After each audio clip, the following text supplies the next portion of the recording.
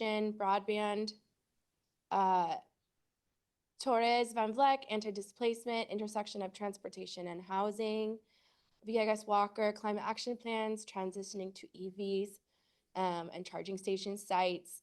In addition, state gas tax beyond VMT and the current structures. Williams, housing and displacement mitigation, climate action planning, and Walker, transit funding sustainability. So that's what I got. We'll continue to hash it out with you all via email. And again, if we want to create any ad hoc committees today, that is an option for the committee. If we want to wait and have a more substantial analysis of these areas and how they plug into different work streams, we can also do that. We can do a hybrid of that. But yeah, these are really great things that are going to take off. We really see that. So I think in consideration of what Ms. Pennebaker had suggested, we want to go ahead and be happy that we are able to bring this forward and be able to get some kind of and I want to remind everyone, sometimes it's a little uncomfortable when we're, trying to find our place, but this is how things sometimes have to happen so that those asks are brought forward. But at the same time, we want to make sure that we have the staff that's going to be able to support our different ad hoc committees. And we're going to move, any other comments before we move on? Anyone online? Do we have any comments? No, we have not received any request to comment. Okay, then we're going to go ahead and move on to item number 9, and that's the discussion of the ex officio members. Notes this item is focused on the development and recommendations of 2 non-voting ex officio members. And I will be reading the narratives because this is what she's kind of relating to, and I want to make sure that we're. And I can definitely do that too. Thank you. So the goal here is to have recommendations made and approved at the April meeting of the committee, and members should be nearing consensus by the end of this item today, according to this agenda. Current recommendations include a designee from any of the following, which would be the Regional Transportation Planning Agency, Rural Counties Task Force, California Association for Coordinated Transportation, and the California Transit Association. Slides, please. And Ms. Sequoia will be directing us in that. Thanks, Vice Chair. Ms. Kelly. All right. Committee members, tab 9 is a discussion focused on ex officio membership. This discussion is intended to inform the committee's direction to staff regarding who the committee would like to recommend for the 2 non-voting ex officio positions. Next slide, please. So a quick background on ex officio membership. In October 2022, kind of as we were forming the committee, our 3 agencies, CalSTA, the Commission, and Caltrans, approved the addition of no more than 2 non-voting ex officio participants to the committee. So that's 15 members plus 2 ex officio. The addition of 2 non-voting ex officio members to the committee supports the interest that has been stated at meetings and via survey by committee members to have more regional representation within meetings, and will bring regional agencies with roles in the implementation of a transportation system that meets the needs of all California residents. It also will help ensure that subject matter experts within partner agencies and vested partners within are present at committee meetings who can offer feedback, serve as thought partners, and increase and promote communication between committee members and local and regional agencies to kind of bridge the gap between what's happening at the state and what's happening at the local level. Next slide, please. So recap of committee feedback that has been captured so far.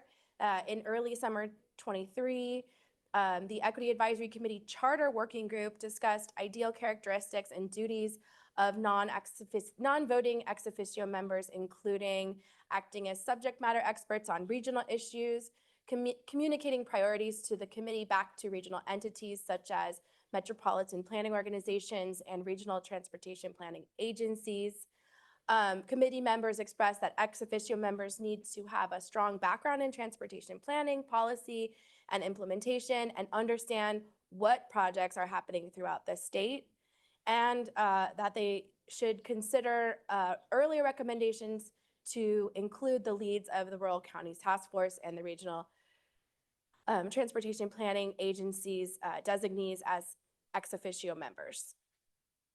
Next slide, please.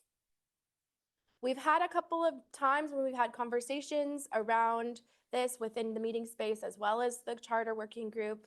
And we have also heard that we wanted to kind of increase the representation of the ex officio member to look also at transit. And we also heard of a couple of other suggestions such as disability and broadband. And I think the kind of clarifying element that I want to bring is that ex officio members should be folks who are not eligible to serve on the committee. So an environmental justice advocate absolutely could and should serve on the committee. A disability advocate absolutely could and should serve on the committee. You know, even someone like kind of working in the transit space. But these are entities that are kind of at the statewide level that are, you know, choosing projects that are just ineligible to serve on the committee, and probably are better at the table, listening to the discussion, kind of helping guide what's possible, but also listening, really listening to what the committee is saying, like the conversations that were had earlier today, serious concerns about things that are happening, and having those people at the table in a listening capacity can help elevate right to the source. So some of the recommendations that we are making of examples of possible ex officio members include a designee from the Regional Transportation Planning Agency Group, or RTPA, and those are our MPOs. For example, Casey Lizone, who was here from SACOG, they're part of that network. And we can kind of like look at who would be from that network within this group. Also the Rural Counties Task Force, who's similar to RTPA's, but representing rural areas who have, you know, obviously a very different set of transportation challenges than maybe more urban settings. The California Association for Coordinated Transportation, and I have more details on this in later slides, so I won't go too much, and the California Transit Association. So again, Regional Transportation Planning Agency, they are statewide. They provide a voice in state already. Oh, sorry. Next slide, please, Brandy. Thank you. State transportation policy, they work in close partnership with our three agencies to develop and implement planning and funding guidelines and project delivery. The Rural Counties Task Force is again, the statewide consortium of rural transportation planning agencies, and also works in close partnerships with our three agency to elevate issues unique to rural areas. Next slide, please. Our other two recommendations of possible options include California Association for Coordinated Transportation, which facilitates coordination of over 300 members, including large and small transit and paratransit operators, social service organizations, government agencies, and commercial vendors. And then the California Transit Association, which are legislative advocates who inform elected officials, government, and the public about laws and regulations shaping public transportation. So those are our 4 staff recommendations. We invite, next slide please, discussion around this. We want to keep kind of the conversation open. We want to develop some solid recommendations from committee members so that we can bring back recommendations to be voted on at our next meeting. And so we can have those folks in place before. So I'm going to open it for public comment or for. Go ahead.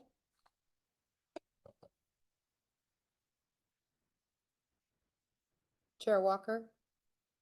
Oh, I'm so sorry. Hi. So, my main issue around ex officio membership is I'm happy with the list that was just presented by staff. But I will say that this list is a lot broader than it was when it was first presented to the committee. And so I'm hoping that we can look at ways to is there a process? Like, will these folks commit to equity, standpoints? Like, or do they just get appointed by mere, being associated with these groups? So I think that that's something we should consider. And whatever recommendation we make today, it should be able to be amended once the ad hoc committees can talk about the type of leadership that we want from the ex officio groups once our committee actually understands the functions of the ex officio groups. Thank you. Anyone else? Nyla? Ms. Thank you, Vice Chair. I will say, I feel very conflicted and I hold some tension around this because, and I think it's like a tension that's just generally around this table, which is, and it goes back to like not fully defining this space, which is we have community members, then we have folks that have subject matter expertise, right? And later on, we're gonna have a conversation about SB1 funding. And just from my personal standpoint, I wanna hammer in and figure out how we make that more equitable, right? But then we also have to make space for folks that may not have that really distinct intel on SB1 funding programs and how those mechanisms work, and we have to make space for that here. When I look at this ex officio list, I'm challenged a little bit because a lot of those groups, it says explicitly, they already have access to power and access to conversations. And so their presence here is more about, I'm just gonna say, making them listen to us, giving them a space and a seat so that they are more inclined to listen to us. And I don't know, and there's value in that, but I don't know if that's necessarily the direction. Especially given the list of like what members' interests are. Do we need to do we think of ex officio members as another opportunity to give institutional partners that don't have access to the three agencies a position? Or is this a space where we're encouraging other folks to come and sit at the table with us? And that's like a tension that I'm holding when we look at that list.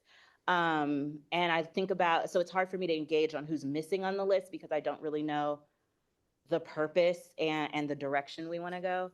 So I just wanted to name that. That's a very fair thing to say. Anyone else? I have something, Peggy here. Peggy, go ahead, Peggy. Well, as I see this, my understanding of why it would make sense for us to have folks with, various expertise is that where I think they would be useful. And the reason I would want to have ex officio people from, with all the subject matter expertise is that they could provide us with some interesting intelligence. They could share their knowledge of processes, etc. That's one point. Another point is, I think that we should attempt to get ex officio membership from people, within our sort of equity, realm. Because then they'd be wearing a couple different hats and they would have, sort of power access and power position from a couple different standpoints. And then my last point is, do we have anybody in mind? Like, do we have allies? Because I would think that an ex officio member would be a total ally for us. And that would be the only reason we would, frankly, want them to serve, because they would have all this intelligence about things. They would understand the power structures. They'd be an ally, or else, anyway, yeah. So that's how I see it. Thank you. I guess I'm also a little confused about how we would nominate these folks. Because one person that comes to mind immediately is Jeannie Ward Waller. I don't know if she'd be interested in this, but in terms of like having allies and someone who has like, is part of the community, because what Nyla brings up is a really good point. Like, we need, in terms of focusing on equitable outcomes for transportation process, having people who are familiar with how the system works, but also at the same time rooted in community is important. And so I guess how would we nominate these folks? How would we be the ones selecting them? Where does this list come from? Because if we're nominating folks, I want to ask Jeannie Ward Waller to hop on in, and I know a couple other people who used to work for Caltrans who would definitely be interested in jumping this opportunity. So questions about that. I can answer that for sure. So we'd have our recommendations. The committee would probably need to settle on like 2 people together. And then we'll bring that to our executive folks. We'll bring that to CalSTA executives, Caltrans executives, and commission for kind of final approval. I think that the question really is like, how are we looking at picking those folks that are going to be at the table? Are we part of that process, or? Yeah, we're taking your recommendations back. May I chime in here? Sure.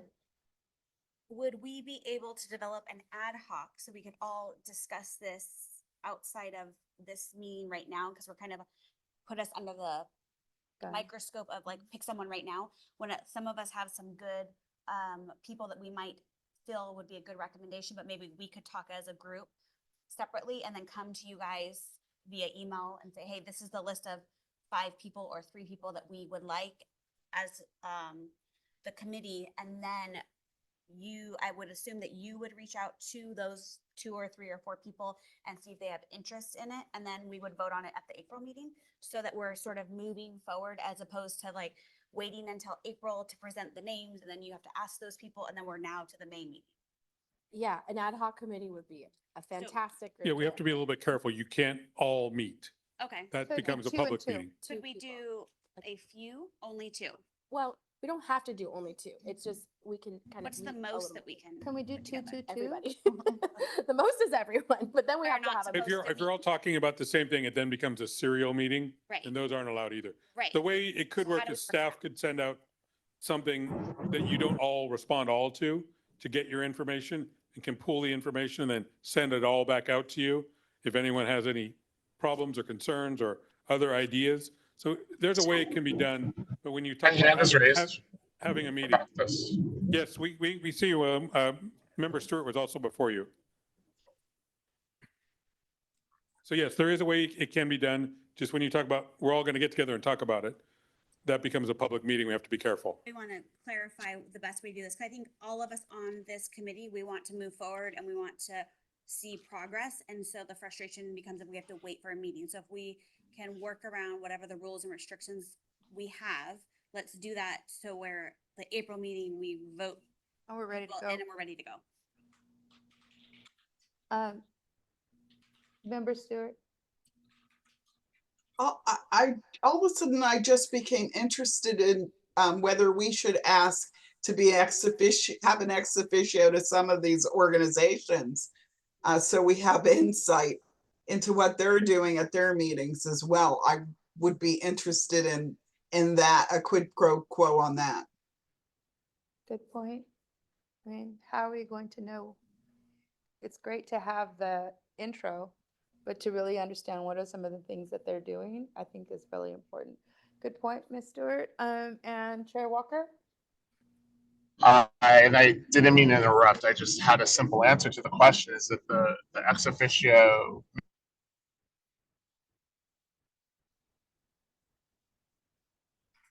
Did we lose you? membership as a part of the policy committee? I'm sorry, could you repeat It's that? already a structure for us to have a noticed meeting. I'm sorry?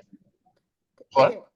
Okay. Could you start that idea again? Because you cut out and the interpreter was trying to catch up. Okay, so the structure that I passed out today that unfortunately was not noticed, the geographic structure has a list of subtopics. And so there's already a policy committee created on that list. We could just go with the structure that exists that I presented today. It's not permanent, and just use that structure to notice a meeting to talk about ex officio membership. And the 5 members that are on it, I think that the policy membership one is, I think, the South. I'm not looking at the document right now. I'm on the way to the airport, unfortunately. But with that said, that committee can meet in a public meeting, those 5 people, and then anyone can come to that meeting. And if Jeannie Ward Waller wants to be on the committee, she can come to that meeting and talk about it. Because I think what's most important is that whomever we select is already a champion of the work that we're doing. And Jeannie Ward Waller, who I respect and I've worked with, you know, when she left Caltrans, there's a whole article about her. And there are people that leave the ranks of transportation positions on a day-to-day basis that are champions like her that you've never heard of. And I want to know where that person is, and I want that person to serve as an ex officio member. And so that's the kind of discussion I would like to have at the ad hoc. Thank you. Thank you, Chair. Okay. Vice Chair Member Villegas Walker has her hand raised as well. Chair, excuse me, Member Cheryl Villegas Walker, please. Right, so I think these are all great ideas, and I think we need to be mindful that there's nothing preventing us from asking any or all of these people to attend our meetings and make a presentation on any item within the, you know, course and scope of what our committee is tasked with overseeing. So I want to see us as being, having a lot of options, and this is kind of an opportunity for us to invite people to the table, not necessarily just for the purpose of being an ad hoc member. That being said, we've been told that we can select 2 people for or 2 organizations or 2 people to join our ranks.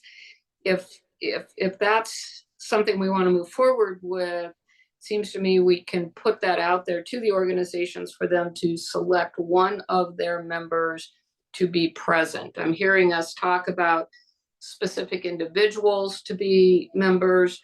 And I guess I was kind of, it was a little bit of a disconnect for me because I'm looking at these organizations. So for example, if we ask the Rural Counties Task Force to become an ex officio member, we would send the invite out and say, we would like a member of your organization to be present at our April meeting.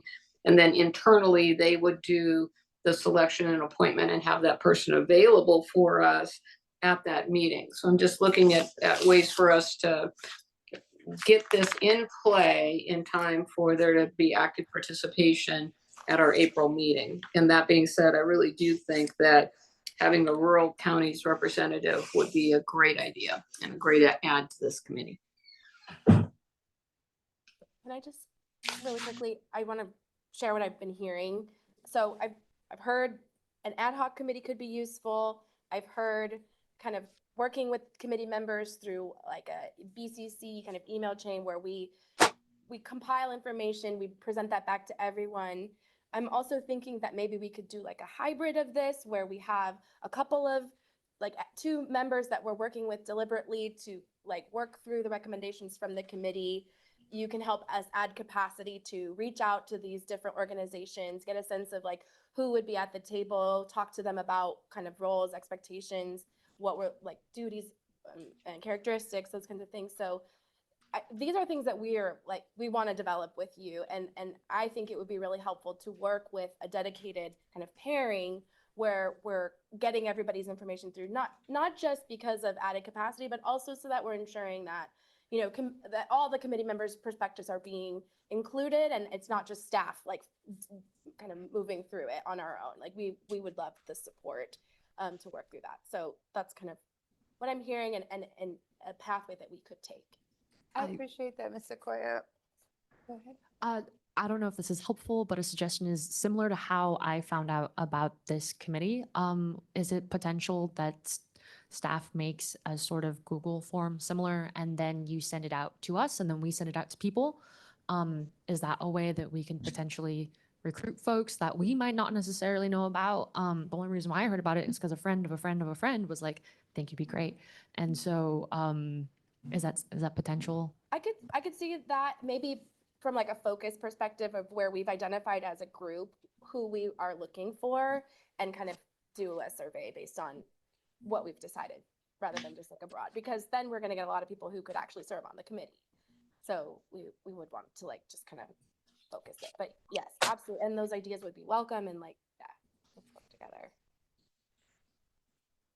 And would they be able to come and present? Like, I'm trying to understand and grasp my head around this idea that when she said that there was going to be one person that would be assigned, what if it's somebody that's already doing the work, you know, or someone that can come and give us a good presentation on what exactly they do with some examples of the work that they're doing. Because to me, it's foreign. I don't know who these people are. And I would like to know, like, what are they doing?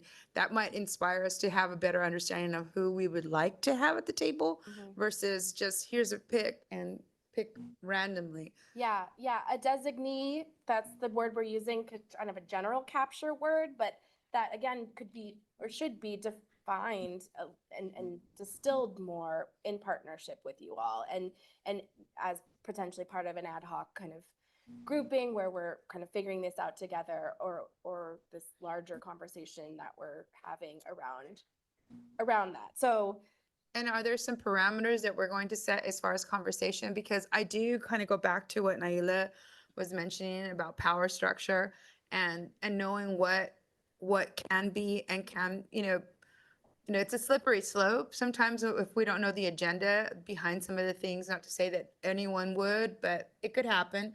So how do we keep that clean so that that doesn't happen for us as we're working together? Because this is a new, Yeah. for some of us, it's new. The people that are actually doing the work and and their agendas can be moved forward by, inadvertently from our own need to want to be engaging with this ex officio. So one example of an ex officio member that I think kind of helps like elevate power is within the commission, there are 2 seats for ex officios who are part of the assembly or the legislature. And those people, are hearing conversations, occasionally addressing, but they're able to kind of take what's being talked about within the committee or the commission and take it into legislature.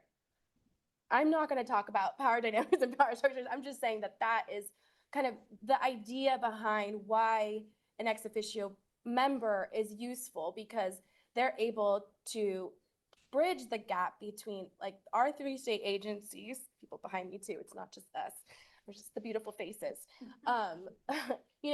We are not operating on a hyper local level. So a lot of the recommendations and the conversations that we're having at this table will obviously be about local issues, and we want that. And where else can that information be captured is through this person at the table. And we can be deliberate about who we choose and the vibe we want them to bring and the intentions behind that, and say, like, we want you in a listening capacity and we want you to help elevate these concerns. And so being strategic, working together to define that together, like that's still very much on the table. Staff have not like defined that at all.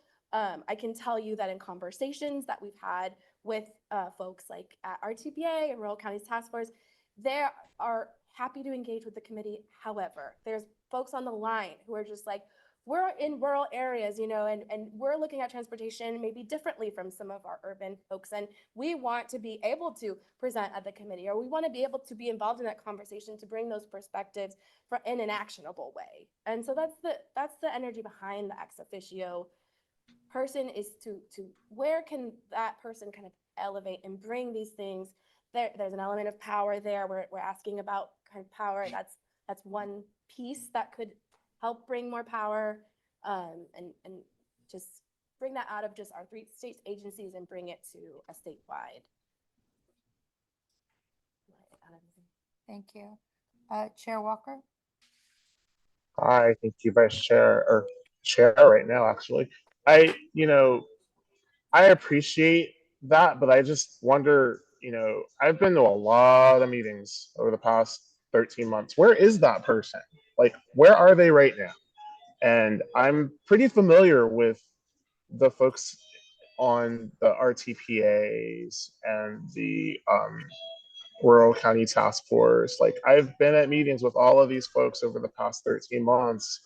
And, it just seems that like this person should be at our meetings. Like, and if they're only going to come to the meetings because we're making them an ex officio person, I'd rather have a process like Member Williams suggested, that I believe it was Member Williams, that allows us to actually like screen and determine who. And it sounds like it's a decision that it's not ours anyway. Like, it sounds like the commission makes the final decision. And so do we make recommendations that then the commission does not accept? And does the commission make recommendations in place of what we recommend. Like, it's just not clear what this process is.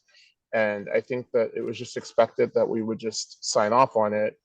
And I want to know that whomever is on this seat is as committed to equity as we are. It's different from just folks like, yeah, there's a whole line out the door of people that want to talk to me, like when I'm at the meetings, even before I was chair, to say hi. Oh, you're on the equity committee. Let me tell you all the things.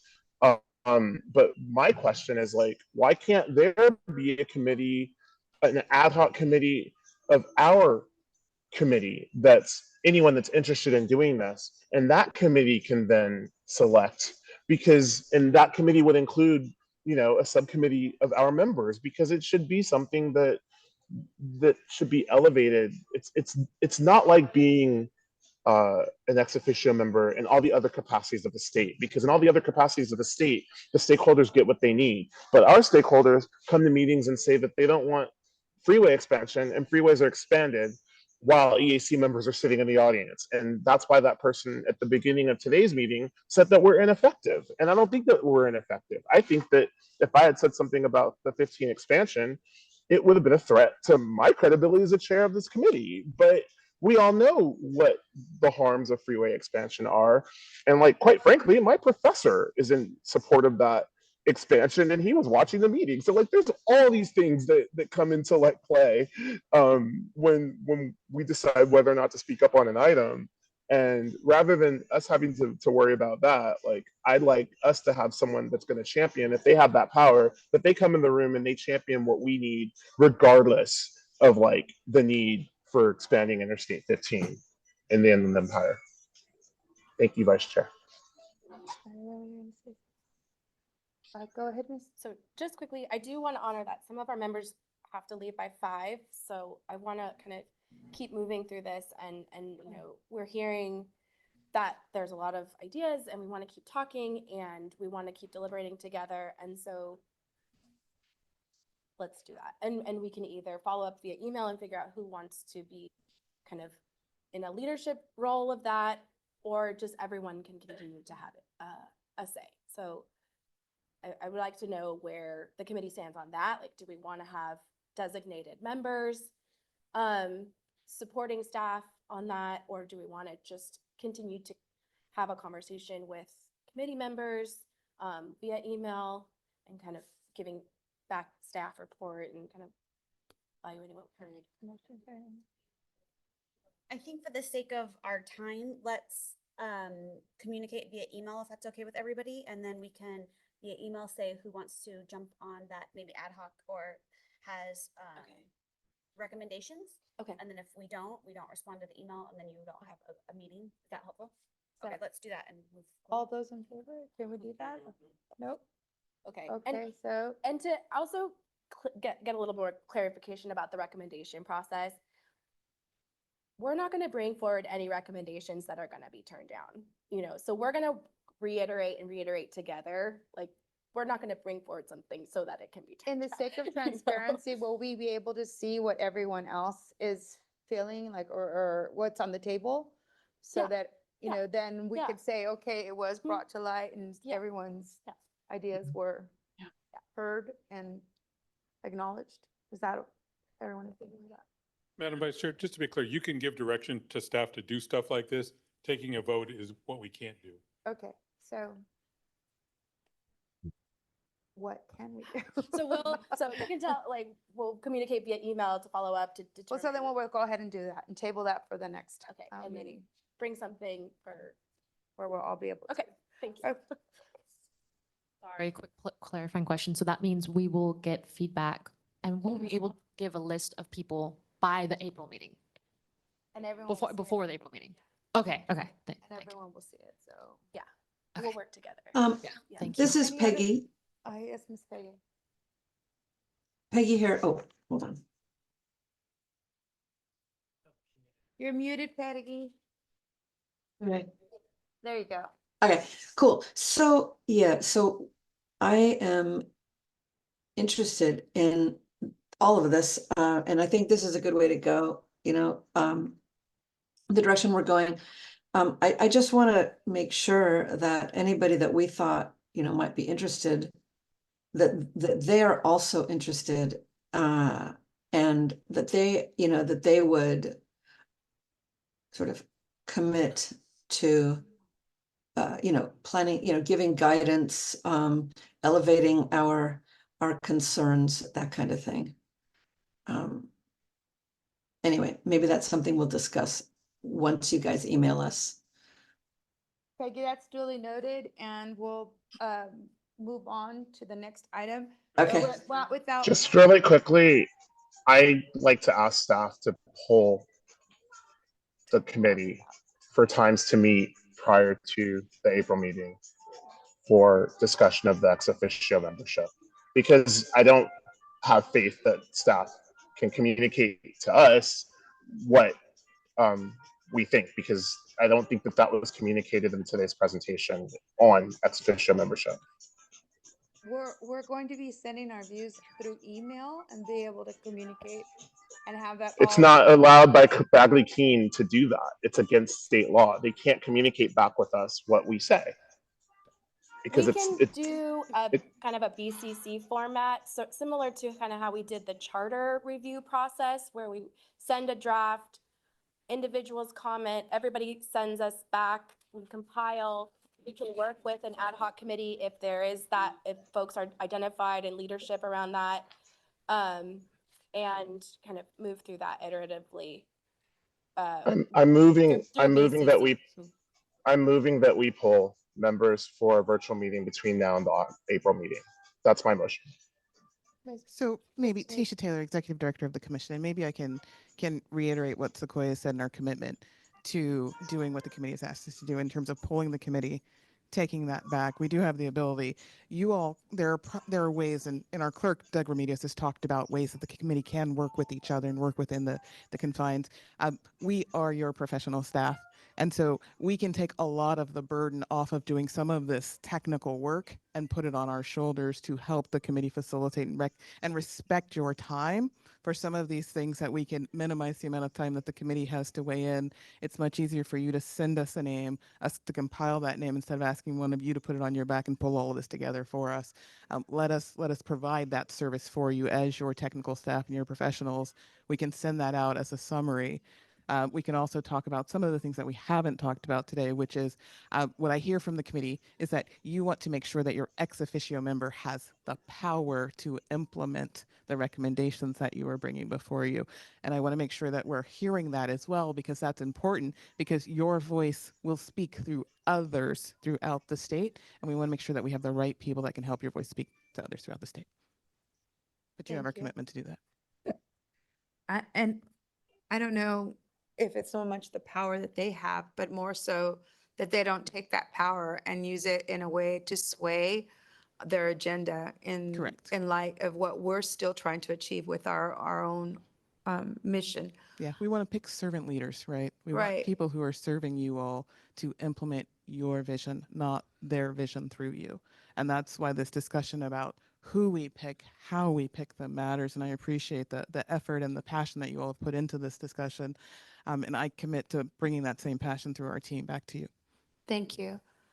And again, just for clarification, we will be emailing, and it will be something that we will be able to email and have. And I want to be respectful of Chair Walker and his comment.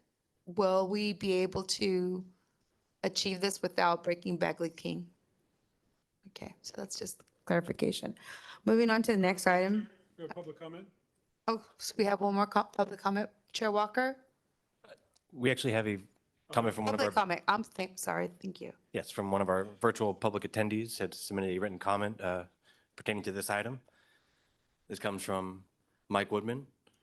I would like to thank the EAC for considering a Rural Counties Task Force representative, or RCTF representative, as an ex officio member of the EAC. I think this would be very beneficial for both the EAC as well as the RCTF and membership as a whole.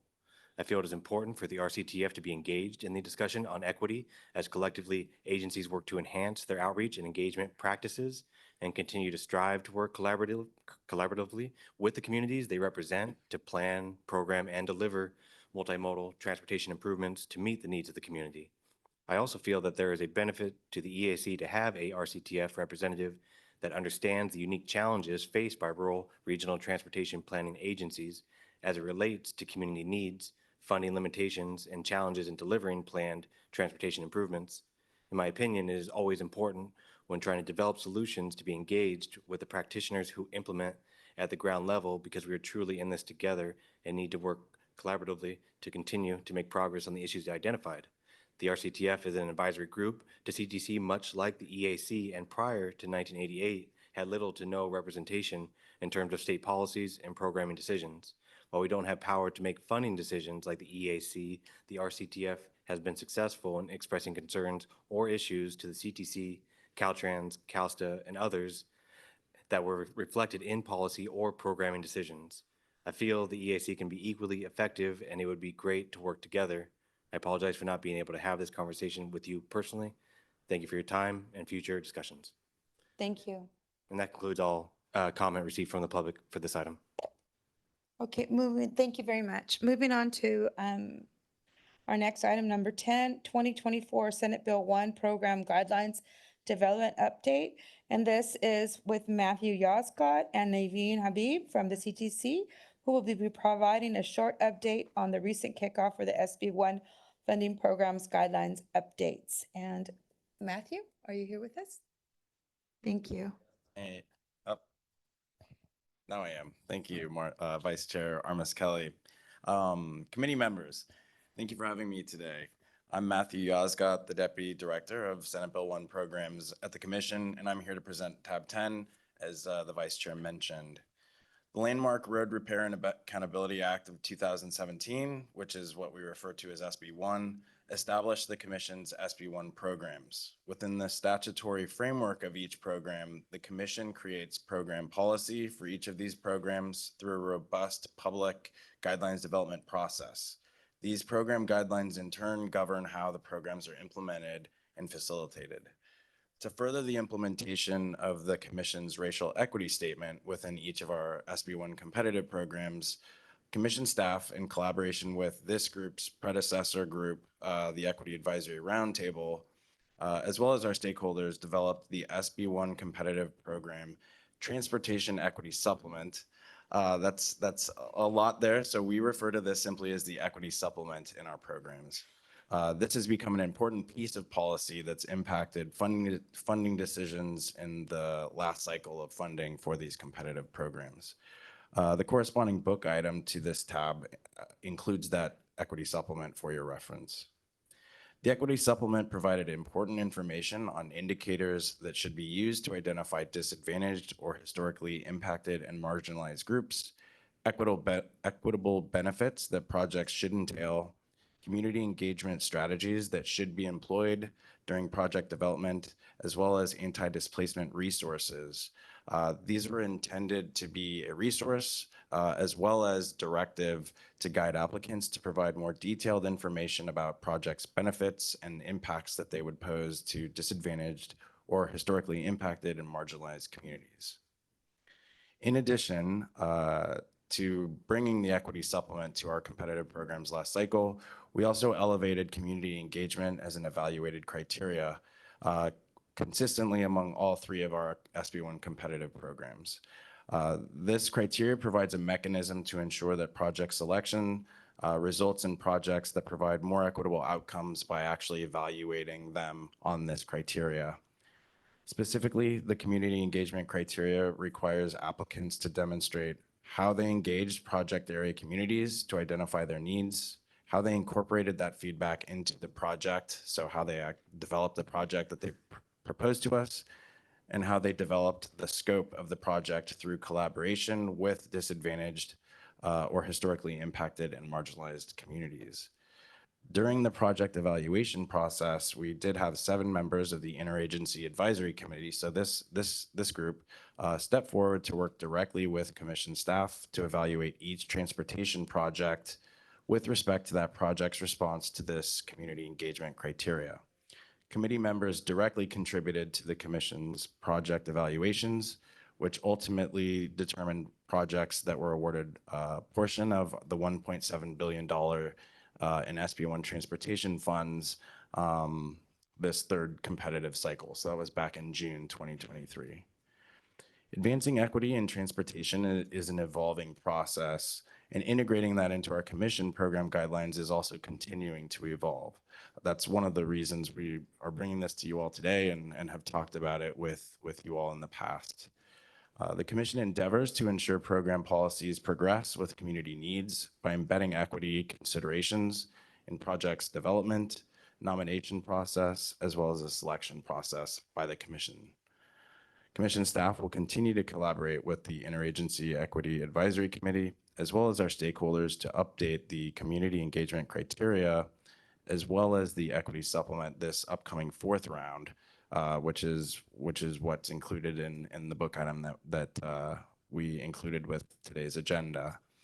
To this end, we're aiming to host a standalone workshop later next month. We're planning for it's a Wednesday, March 27th. We just want to firm that date up with our CalSTA and Caltrans staff members as well. And we want to hone the existing evaluation criteria consistently across the three SB1 competitive programs. We'll also continue to work with our EAC staff team to organize direct conversations or avenues for information sharing to ensure we're able to collect input from each of you respective to Bagley-Keene and what's allowable. Currently, commission staff are also hosting public program guidelines development workshops and scheduling office hours with prospective applicants for each of the SB1 competitive programs. We do plan to introduce draft guidelines to commissioners at the June 2024 commission meeting and request their approval of the final guidelines at the August 2024 commission meeting.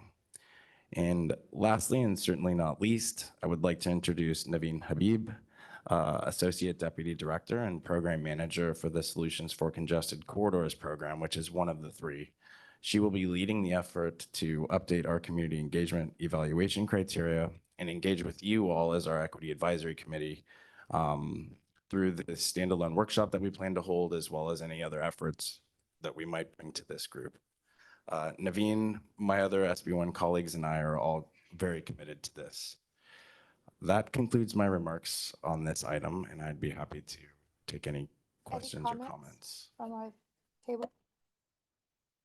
No. Okay. Hey, Matthew. I have a comment or a question comment slash, it sounds like you're using equity and community engagement interchangeably. Right? So that is the one question. And then a larger comment around, I think it's one of the things that's been brought up a few times is highway widening in this conversation, right? And I think community engagement is one pot where you're not going to necessarily, you get engagement around highway widening, you'll engage communities, but then there's also the equity issue around what a highway widening does to a community. Is that at all addressed anywhere in the equity supplements? Like not the community engagement of it all, not the representative equity, but actually equitable outcomes for communities? Those are good questions. I'm going to start with your first one. So maybe during my remarks, I was using equity and community engagement interchangeably, but actually in the equity supplement, we cover a lot of ground to demonstrate what equity means in a context that was informed by our stakeholders, by members of this group, as well as by subject matter experts. Community engagement was determined to be the criteria by which we could evaluate that, where we weren't considering it in program evaluation criteria at that point. So while we have now brought community engagement forward as an evaluated criteria, we've also looked at other evaluation criteria to make changes in terms of how can we gear them towards more equitable outcomes. And so accessibility was one that I believe we had in our Solutions for Congested Corridors program and local partnership program, which we actually geared towards benefiting disadvantaged and historically marginalized communities. And so projects that, you know, promote accessibility and mobility to those communities are actually going to be the ones that have more competitive outcomes. So, but that's what we're asking this group to bring to us. If you have a chance, I know that our guidelines are, they're lengthy documents. But the evaluation criteria is a specific section. And if there are changes that you would recommend or considerations that could enhance the existing criteria, that's the type of feedback that we're looking for. Now so I hope that addresses your first question. Going to highway widenings and how is that maybe considered or spoken about in the equity supplement, which is quite frankly what we use as a resource to point to say, this is a document that we would ask our applicants to consider when they're talking about equitable outcomes and benefits. So I know we've talked about capacity increasing projects at length in these programs. HOV lanes and managed lanes and toll lanes and express lanes are statutorily allowable types of projects, but we've made other tweaks in a couple of the programs, solutions particularly, where we are looking at induced demand, so vehicle miles traveled being increased, and it has been modified post CAPTI so that we are giving priority consideration to projects that are either minimizing VMT or reducing VMT outright.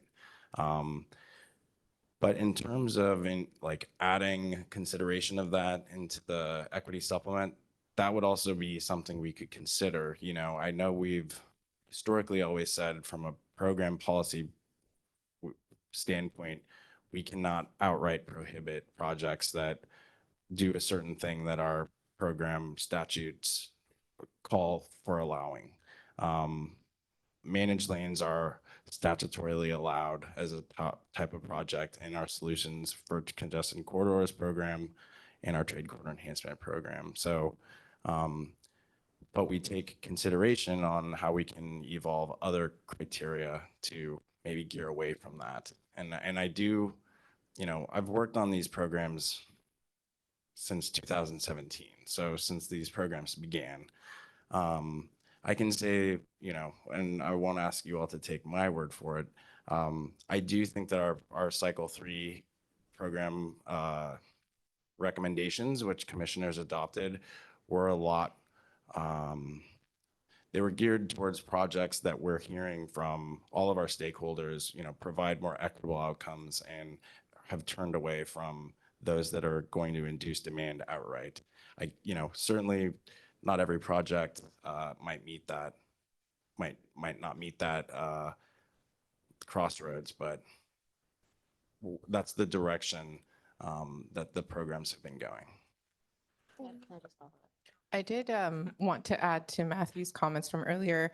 For solutions for congested corridors specifically, as part of the evaluation process, I can also tell you that a majority of our applicants also incorporated equity considerations into not just safety, not just accessibility and community engagement criterion, but they also incorporated them into accessibility, job creation and retention, and economic development, which is a mouthful for one criterion, but there it is. It's how it was written in code. And they also included that when we expanded the land use efficiency criteria supplement and included pro-housing as part of that option to also meet our requirements. And pro-housing incorporates a lot of equitable standards and actions as well. So we saw it throughout all of the applications that were submitted for the Solutions for Congested Corridors program. And I think that is why we're here today to talk about that standalone workshop we plan to host at the end of March, is to see how we can further that process and what else we could do and embed in that supplement to aid our next cycle applicants to do even better than they did in the last cycle. Thank you. I want to say thank you because I've been a part of guidelines before the equity supplement. I helped inform slight part of the equity supplement. I think part of the tension is just the nature of transportation. And if we made the most perfect guidelines today, that project will not see the ground until maybe 10 years from now. And if we're talking about a climate perspective, many of us with climate have 2030 in our mind, which is not 10 years from now. And so I just really encourage I'm being very gracious, right? And because I of course really want more, but I also want to appreciate the movement that you guys have made and any encouragement to move faster in terms of equity. Highway widening is a separate issue, which I'm sure you'll touch on, and I will support those comments. But I just, in terms of like the equity supplement and the direction that you are going, I think I just want to commend you guys on the work that you've put in the last couple of years and just the continued forward movement of the evolution of how you guys are integrating equity and preferably to equitable outcomes and just not community engagement. I had a couple questions. I know that developing a racial equity framework takes time, takes a lot of energy, takes a lot of effort, and I do want to say like thank you for working on this. I know it's not easy. I wanted to know about the I know that there has been outside I'm so sorry, it's been a long day and I'm already forgetting the words.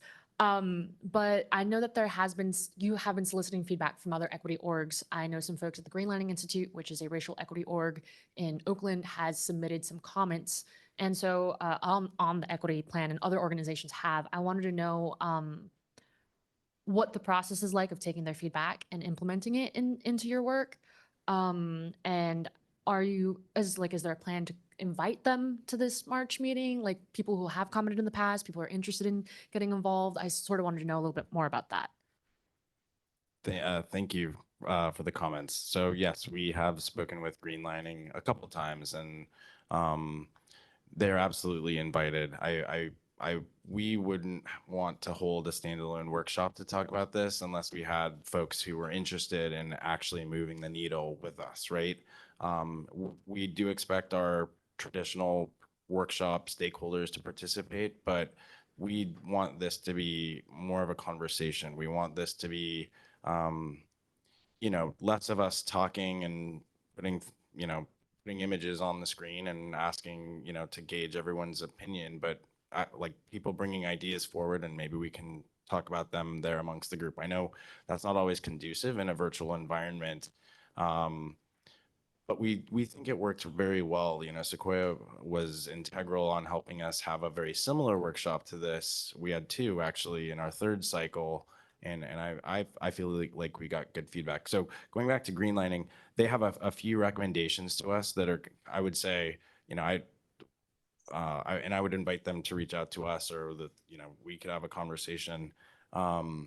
Some of the comments that come to mind are around data and how can we be more transparent with some of the information that we're collecting and the projects that we're selecting, and how can we put that back to the public so that it's being more transparent. And that process takes a little bit of time. It's making sure that so anyways, I won't, but meeting with us, requesting to meet with us, and following up with us, we do what we can to make sure we're taking everyone's feedback and following up on our own, but we can't be bothered. You can't, and I'm not going to ask people to, regularly remind us on things. But don't be shy. I think that's one point we want to impart, everyone on my team, everyone at the commission for that matter. Our commissioners are public facing. By nature of that, we are also public facing. Thank you. Chair Walker. Oh, Question. oh, sorry, go ahead. Ana Gonzalez.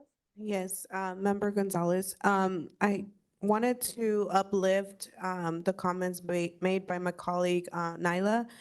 When we're talking about community engagement and equity for communities such as the ones that I come from in the Inland Valley, Southern California, we have seen agencies like Caltrans, SBCTA, RCTA, SCAG, and multiple of those agencies that kind of oversee transportation use loopholes to circumvent like CEQA and environmental impact reports that are meant to create that community engagement component into the decision-making of these projects. And so, for example, the I-15 keeps coming up. And so we noticed and realized that mitigated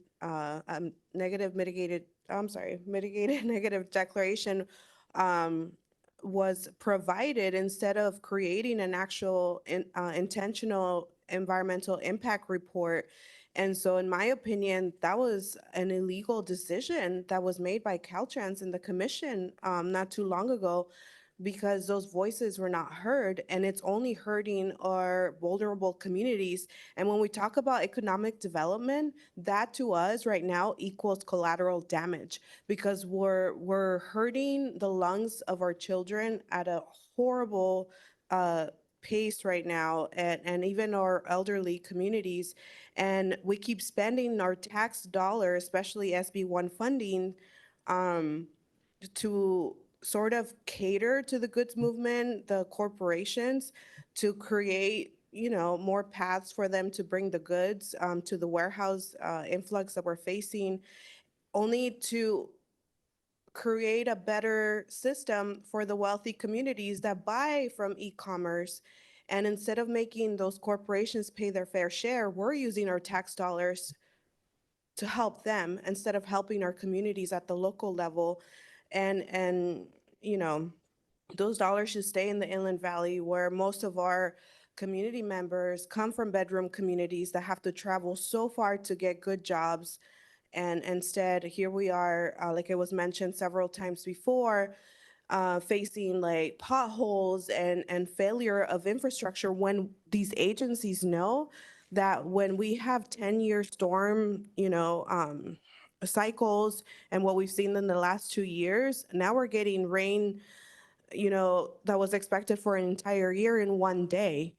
And we're seeing the vulnerability of our infrastructure for the roads, but yet here we are expanding the freeways instead of addressing what's really happening in our vulnerable communities. And so I want us to be very intentional when we're talking about community engagement, and also look at the strategies that some of these agencies are using by holding on to these loopholes when there's no intention of creating an environmental impact report, such as the case of the I-15 expansion, which circumvents, that community engagement opportunity. So anyway, I don't want to go on a rant. No, thank you. Thank you so much for your comments. I have a question. Hello? Yes. Okay, I can't tell if you can see my hand. I'm sorry. I would like to say that I read through about 5 applications last year, and the difference in the writing and the description of the public engagement efforts was so vast.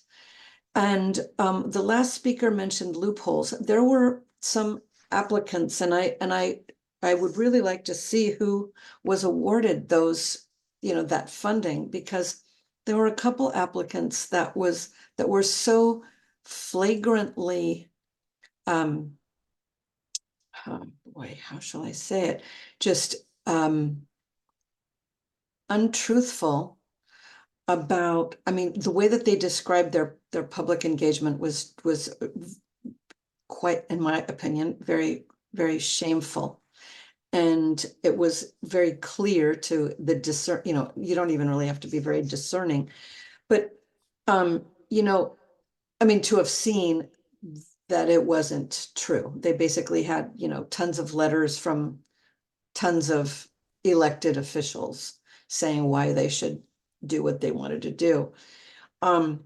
So I'm glad to see that this discussion is going to happen at the end of March. I will definitely attend. If I'm invited, or, whatever, if I can, I'll do my best. But yeah, I'm just really glad to see that this is moving forward, and that you guys are going to increase your diligence in ensuring that that particular groups are being heard. So yeah, I'd like to see who won those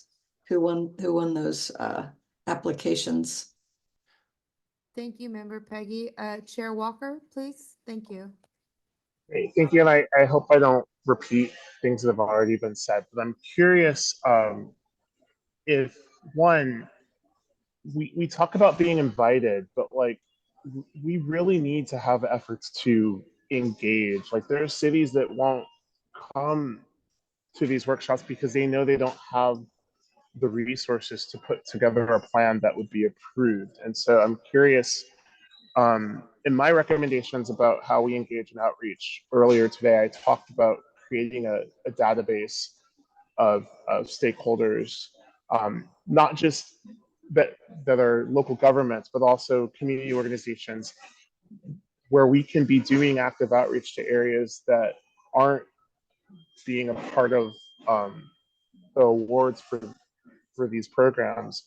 And I'm curious if that's going to continue to be pursued, and also if the when you look at our our programs, are they, well, actually, I'll just leave it at that. I'm sorry. Thank you, Chair Walker. Any other points?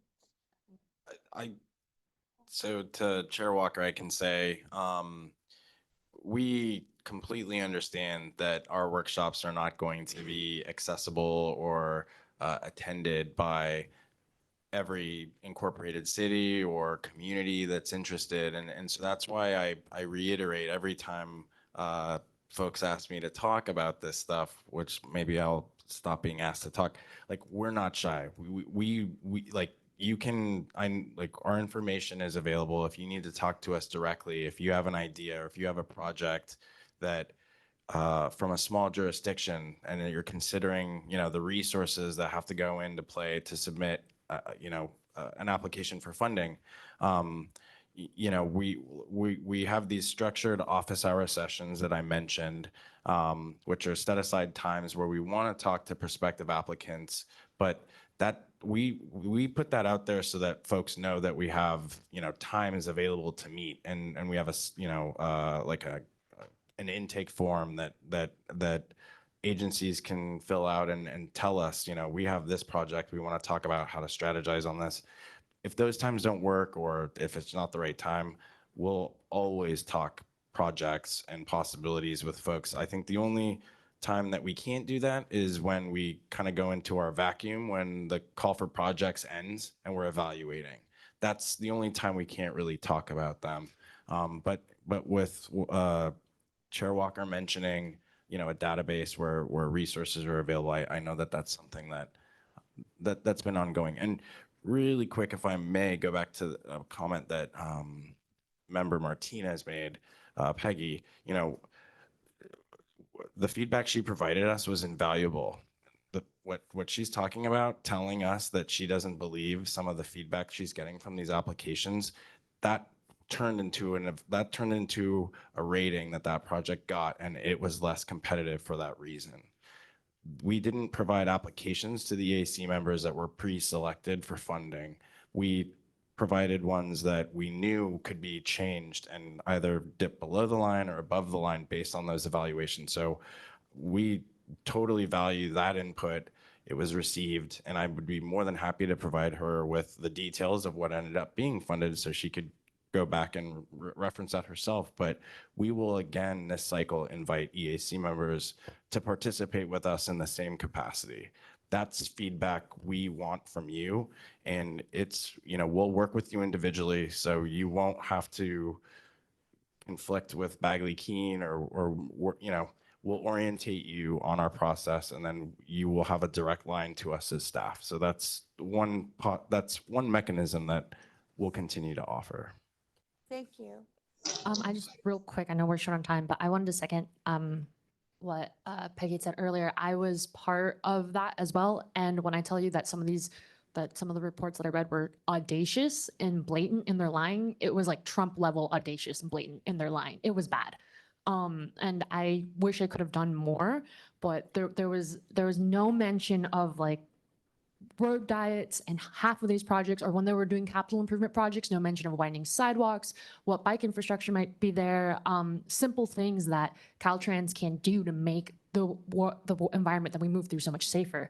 But yeah, I think those out the bat, that's an equitable outcome. And I'm struggling somehow, like without data, like I think you brought up a really good point, without data, without that transparency of where this is going to and what do these outcomes actually look like in reality, there's only so much an equitable framework can do. Because I could say equity, equity, equity, but unless the outcome actually means this, and we don't have that information, we don't really know how effective what we're doing also is. But yeah, I just want to reiterate, some of those were, they were audacious. I will speak to Matthew's point to Member Martinez. So one, in addition to the EAC and the Solutions for Contested Corridors program, I had a trifecta of SMEs look at the applications in addition to the Caltrans and commission staff that evaluated those applications as well. So that included HCD, which is the California Department of Housing and Community Development, and then CARB, which is the California Air Resources Board. And they too have embedded equity considerations into their own evaluation process in addition to what our evaluation criteria requires them to do and look at. So we did receive similar feedback. So I know this is kind of funny in a way, and I'm so glad that Member Martinez brought this up, because when I was reading her evaluations of the applications that we sent to them for review, they coincided, some of the comments coincided with what staff from HCD noted, staff from CARB noted. So those are also like professionals in the air quality area and the housing and land use efficiency areas. So it was really cool to see all of those comments come together. So I want to go back to Member Pope Harden's comments earlier. I know it's slow and it's that 10-year or 20-year process that you're talking about. And it is very frustrating because some of us won't be here or in this industry during that time. But I do want to say that some of that progress was immediate. We implemented the equity supplement last year, and I got enough people coming back to me, regional agencies who are very tiny, regional agencies that are very large, coming to me saying, hey, help us help you complete these applications so that we can be more competitive and understand how to meet like the needs of our communities, but also respond to the criteria accurately and authentically. So it is a process, and they are trying, most of them. I don't know about the flagrant violations. Maybe it's not my applications, I hope. But I saw a lot of progress in SCCP. It was granted my first year with the program, but it was cool to be able to see the advocates come together with the stakeholders who were putting in these applications to compete. And we had very competitive applications last cycle. So I'm hoping to see more of that this cycle and working with all of you to update our equity supplement as well. Thank you. Okay, I want to be respectful. Member. Thank you. Honey? Member Stewart? Thank you. Oh, sorry. Hi, I just wanted to also thank staff. I participated and I absolutely loved the process.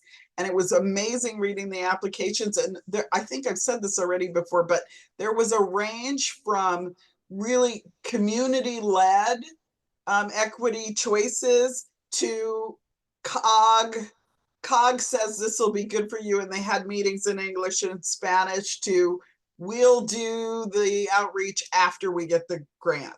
So it almost seemed to me like we could put together a little flyer that was like, this is equity, and this is how you go about equity, and this is how you don't, at level, to help communities, especially in some of the smaller communities. I think they've just naturally taken we're doing a great job if we just translate everything into English and Spanish.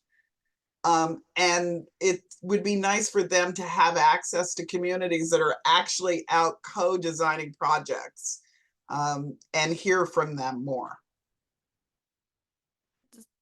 This is Abby Jackson from CalSTD, and I just want to note that a lot of the comments that have come up today are really great because they are similar to what's in our anti-displacement memo that I hope to talk about soon today if we get time, but really loving the discussion. So Thank you. I want to make sure that we really look at the way how we use that word equity, in the sense that you could be equitably affording an opportunity to injure a community even more by maintaining that equitable engagement or equitable stance, right? It's the outcomes that are so important. How are we going to not just engage, participate? I don't want anyone just to check the box and say we had interpreters and we had the language disseminated, everything was there. And so we were equitable. That's not what equitable means. And for the people that are most impacted, they want to see change. The other thing that I want to comment on is in the ATP grants, they have different tiers for funding. Is that similar in SB1? Do you have small projects, medium and large? Because that's what they have in the ATP. And if not, then maybe that's something that you might want to consider so that you're getting a better spectrum of participants. And those that may not have that technical expertise or ability because there's smaller jurisdictions will have an equal share at the pot. And we'll see some of those changes and transformative, outcomes in those communities that may not be able to have those things available or afforded to them. Sure. Really quick, I can address both comments really quickly and then we can move to Abby's item. Let me start with your latter comment. So we don't have like set asides for different sizes of jurisdictions simply because we haven't needed them since our first cycle. The local partnership program is the one that I would say is most applicable to smaller jurisdictions. And we had a framework set up and that program has actually had funding go to a wide variety of sizes of organizations. Metro is going to be competitive, but so are going to be small cities like Point Arenas or Fort Bragg up on the Mendocino coast. So we monitor that very closely, but we don't have the same system. And if we ever feel like it becomes lopsided, we would absolutely consider implementing something like that. I also wanted to say we couldn't agree with you more on outcomes being how we evaluate these projects, not just what went into the process, but how did that change the process or how did that change the project? And if when you and if you don't feel that the words are strong enough that we currently have in considering that, those are the types of suggestions we're looking for in our evaluation criteria. Alrighty, if there are no other comments, move on to the next. Do you have a comment? Public comment? Thank you. We did not receive any requests to comment on this item from the virtual public. Okay, we'll be moving on to item number 11, and that is the draft housing and transportation anti-displacement memorandum. Abby Jackson will be presenting on this memo, and thank you, Abby, for being here. Thank you. Thanks for waiting around for this item. And I am joined also with my co-presenter here, Elena Bompiedi from the Air Resources Board. We've been facilitating a state agency collaboration on this anti-displacement effort. And as you think about the program guidelines updates coming up that Matthew mentioned, and all these great comments shared today, please consider anti-displacement in those spaces and conversations. So thank you. Next slide. So today I want to talk about anti-displacement in the Climate Action Plan for Transportation Infrastructure, where this anti-displacement effort arised out of background on the memo we've created and how we've developed that, how we're implementing it, and then Elena will talk about what's in the actual memo in the inventory. We might not have time for discussion, but I'm really excited to hear that there are several people interested in anti-displacement, and I will go ahead and work on staffing a subcommittee on that. Next slide, please. Okay, so anti-displacement in the Climate Action Plan for Transportation Infrastructure. Next slide, please. So California's transportation infrastructure investments, there was a governor's executive order N1919 that directed California State Transportation Agency, where I work, to leverage state transportation spending to meet climate goals. And so to do that, we've been working to scope, recommend, and select projects over $5 billion in transportation infrastructure funding annually. And through that process, this is where a lot of the actions we've been making to address climate have come out of. So next slide, please. The CAPTI plan, as we call it for short, is affecting these 7 programs that are listed here: active transportation, interregional transportation improvement program, the local partnership program, the competitive portion, solutions for congested corridors, our state highway operations and protection program, and the trade corridor enhancement program, and the transit and intercity capital rail program. So we're focused on those programs, and the anti-displacement memo is also focused on these programs. Next slide, please. So with CAPTI, we're trying to achieve a holistic framework here for aligning state infrastructure investments with climate, health, and equity goals. And this plan is set up with 10 guiding principles, 8 strategies, and 34 actions to implement those goals. And we'll be talking more about the CAPTI actions coming this spring too. So excited for that. Next slide. So one of these actions is focused on anti-displacement. In alignment with CAPTI, this work acknowledges that transportation investments have at times displaced and divided low-income people and communities of color from other non-low-income, non-communities of color, and informed planning decisions that created concentrated areas of poverty and pollution burden.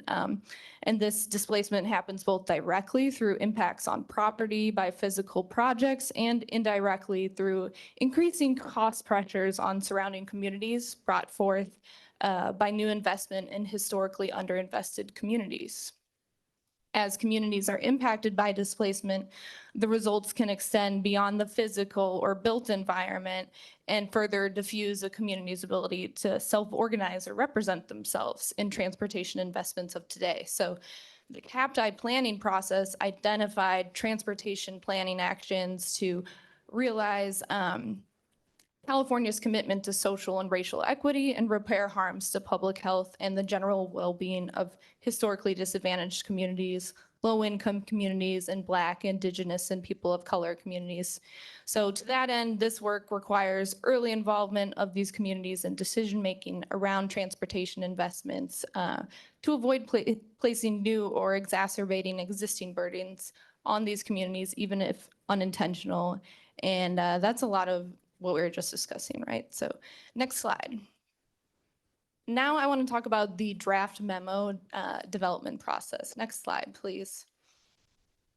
So we identified this was a need to focus on anti-displacement through the CAPTI planning process. And from there, we launched a state interagency subcommittee administered and this subcommittee decided we need to first administer a survey, which I'll talk about more on the next slide, to help narrow our scope a little bit. And then in fall, winter 2022, we created an inventory of anti-displacement mitigation measures and best practices that is located in Appendix A of the memo. And we'll talk more about that. We reflected the survey findings and research and drafted a white paper. We felt that was the best way to get all of this effort out there is through a white paper. And that brings us to today where we finally completed the draft and we want to engage everyone on the draft memo and really start a conversation about, is this the right place? Is this the right direction to go on anti-displacement? Next slide, please. So a little bit more about the process. Our subcommittee consists of these agencies. I won't read them all for now, but they include basically agencies that administer funding that could potentially have displacement impacts. The survey, so as I mentioned, we created a survey to start this process because we know that displacement manifests in many ways with a spectrum of impacts, and therefore the subcommittee, and when I say subcommittee, I'm referring to the state agency anti-displacement subcommittee. We administered this survey to a diverse group of respondents, including people with lived experience and subject matter experts, of nonprofits and community-based organizations, academia, local governments, tribal community representatives, and state agency program staff. And the goal was really to understand how others define transportation-related displacement, how others experience or observe impacts of transportation-related displacement, and what efforts are going on to address it and are being implemented, and how is that going? So in addition to the survey responses, the draft memo was informed by follow-on one-on-one interviews with those respondents, presentations from academia, and research from literature and case studies on the connection between transportation investments and displacement. So we're here now at the draft stage. We're ready to go back and get more engagement on what we've put together. And before we dig into what's in the memo, I want to go over like, how is this implemented? So next slide, please. Next slide, please. Okay, so this is an informational memo where we're a broad group of agencies coming together to give informal guidance to many different agencies, right? So it's not required guidance for programs. This memo is meant as a resource for starting a discussion on best practices, but it's not formal direction necessarily. It's a starting point so that these programs can then have those conversations during their program guideline update processes and really consider what makes most sense in the context of their program. But to start, we want to envision these recommendations and how they might be implemented in those 7 CAPTI programs we mentioned earlier. However, not all recommendations in the draft memo apply or are uniformly implementable throughout each of the 7 programs because each program and project has a unique set of statutory limitations and varying displacement contexts and impacts associated with its implementation. While the draft memo, once finalized, will not be required guidance, we are encouraging these programs to really consider it, have those conversations during their program guideline update process. So thanks for listening to that portion. Now I'm going to turn it over to Elena to talk about what's actually in the memo. Can we take a minute just to absorb that? Because you said a lot. You said a lot. And, Sure. And the last part, I was really kind of wondering because I know it's not like a disclaimer, but it was kind of basically saying you took all of this information, yet you may not be able to apply it to the specific program because of the limitations of said projects, right?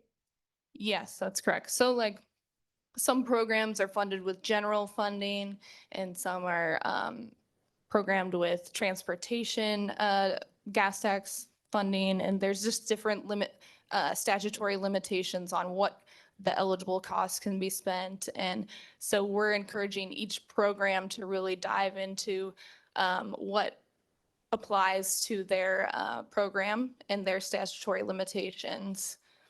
So this draft memo, it's really a little bit wonky, I'll say. It's more for guidance for program staff, but it also touches on so many topics that are related to equity and community engagement. So we really want to. This is where the rubber hits the road, right? Because when we're talking about things, it's not enough just to feel good or connected to the data, but actually show some actionable outcomes again.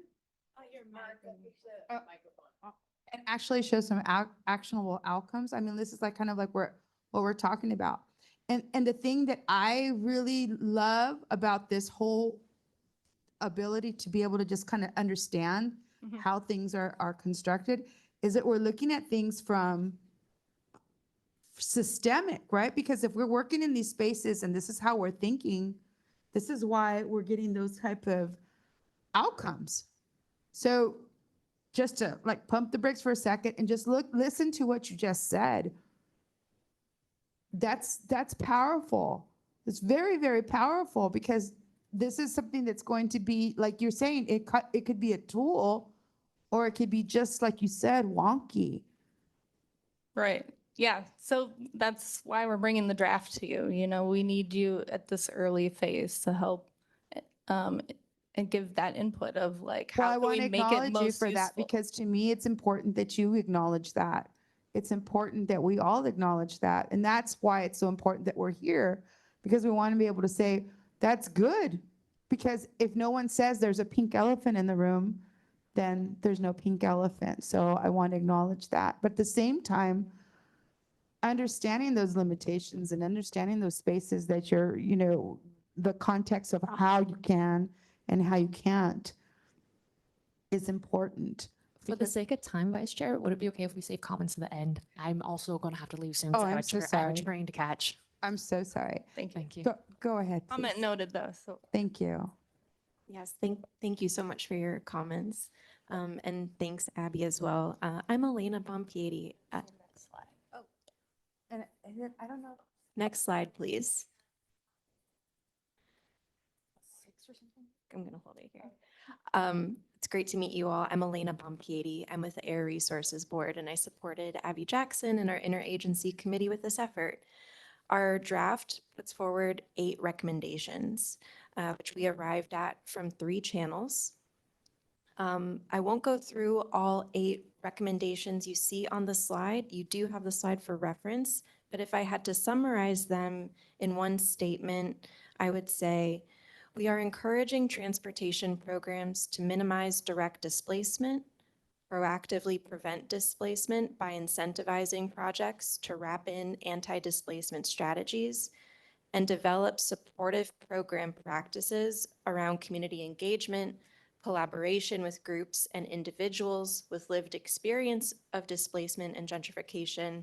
And last, we're recommending that programs track these activities among their grantees so that we can continue to learn from them and improve this guidance in the future.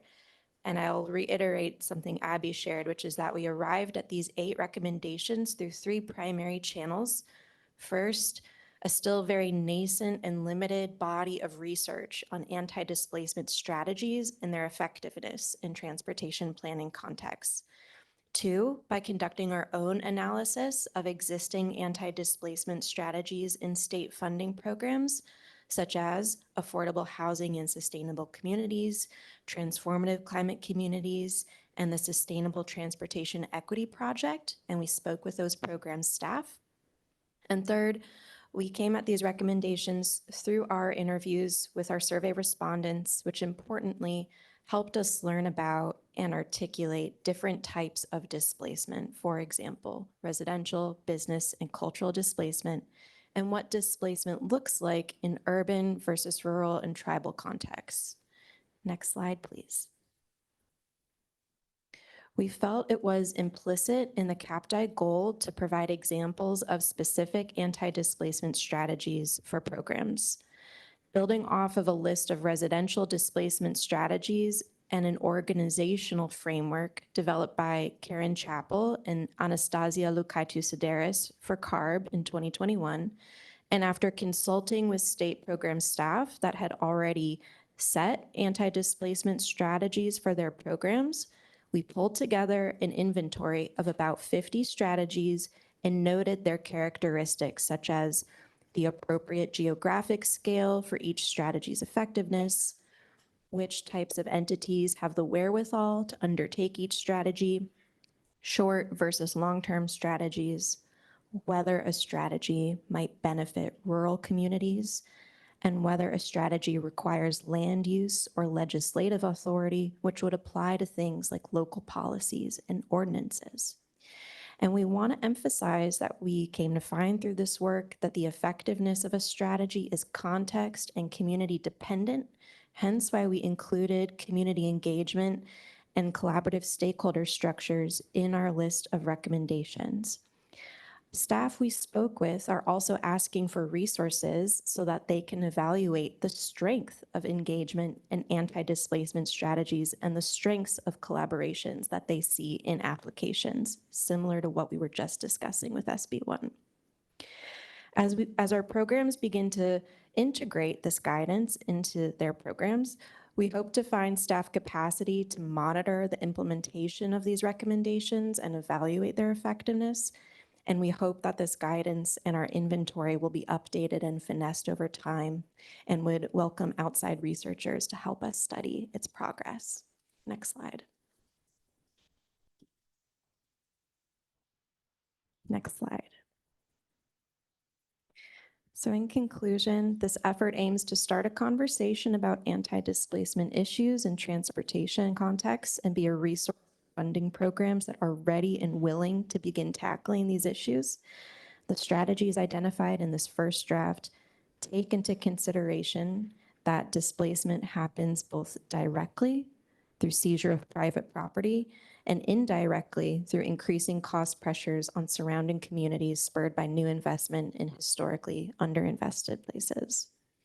Whereas the Reconnecting Communities Highway to Boulevards program is working to rectify past community disintegration and division caused by transportation projects, these recommendations and tools strive to keep disadvantaged and under-resourced communities in place so that they can enjoy the benefits of clean transportation initiatives like public and active transportation. And with that, we recommend transportation programs and projects involve communities as decision-making partners. Next slide, please. And here I'll just read what's on the slide. So our next steps are CalSTA is accepting written comments on our draft until March 22nd via the email up there, housing.transportation@calsta.ca.gov. The final memo is to be released sometime this spring. And this spring, we will have a public engagement process as well on various program guideline updates, as well as CAPDI, and you can anticipate that this work will be integrated into those settings. Next slide, please. We provided discussion questions. These are long, and for the sake of our translators, I want to shrink these down into some smaller comments.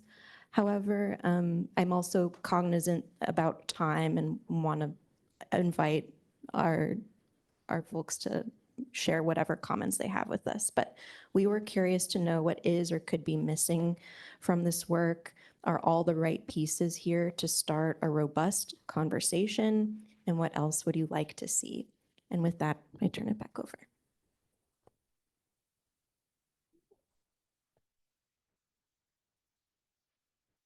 Are we up? Oh, you want to go? I know you got to go. No, you go ahead. Okay. I'm just going to miss my train. No, go ahead. It's go fine. ahead. It's fine. I'm not going to make it in time anyway.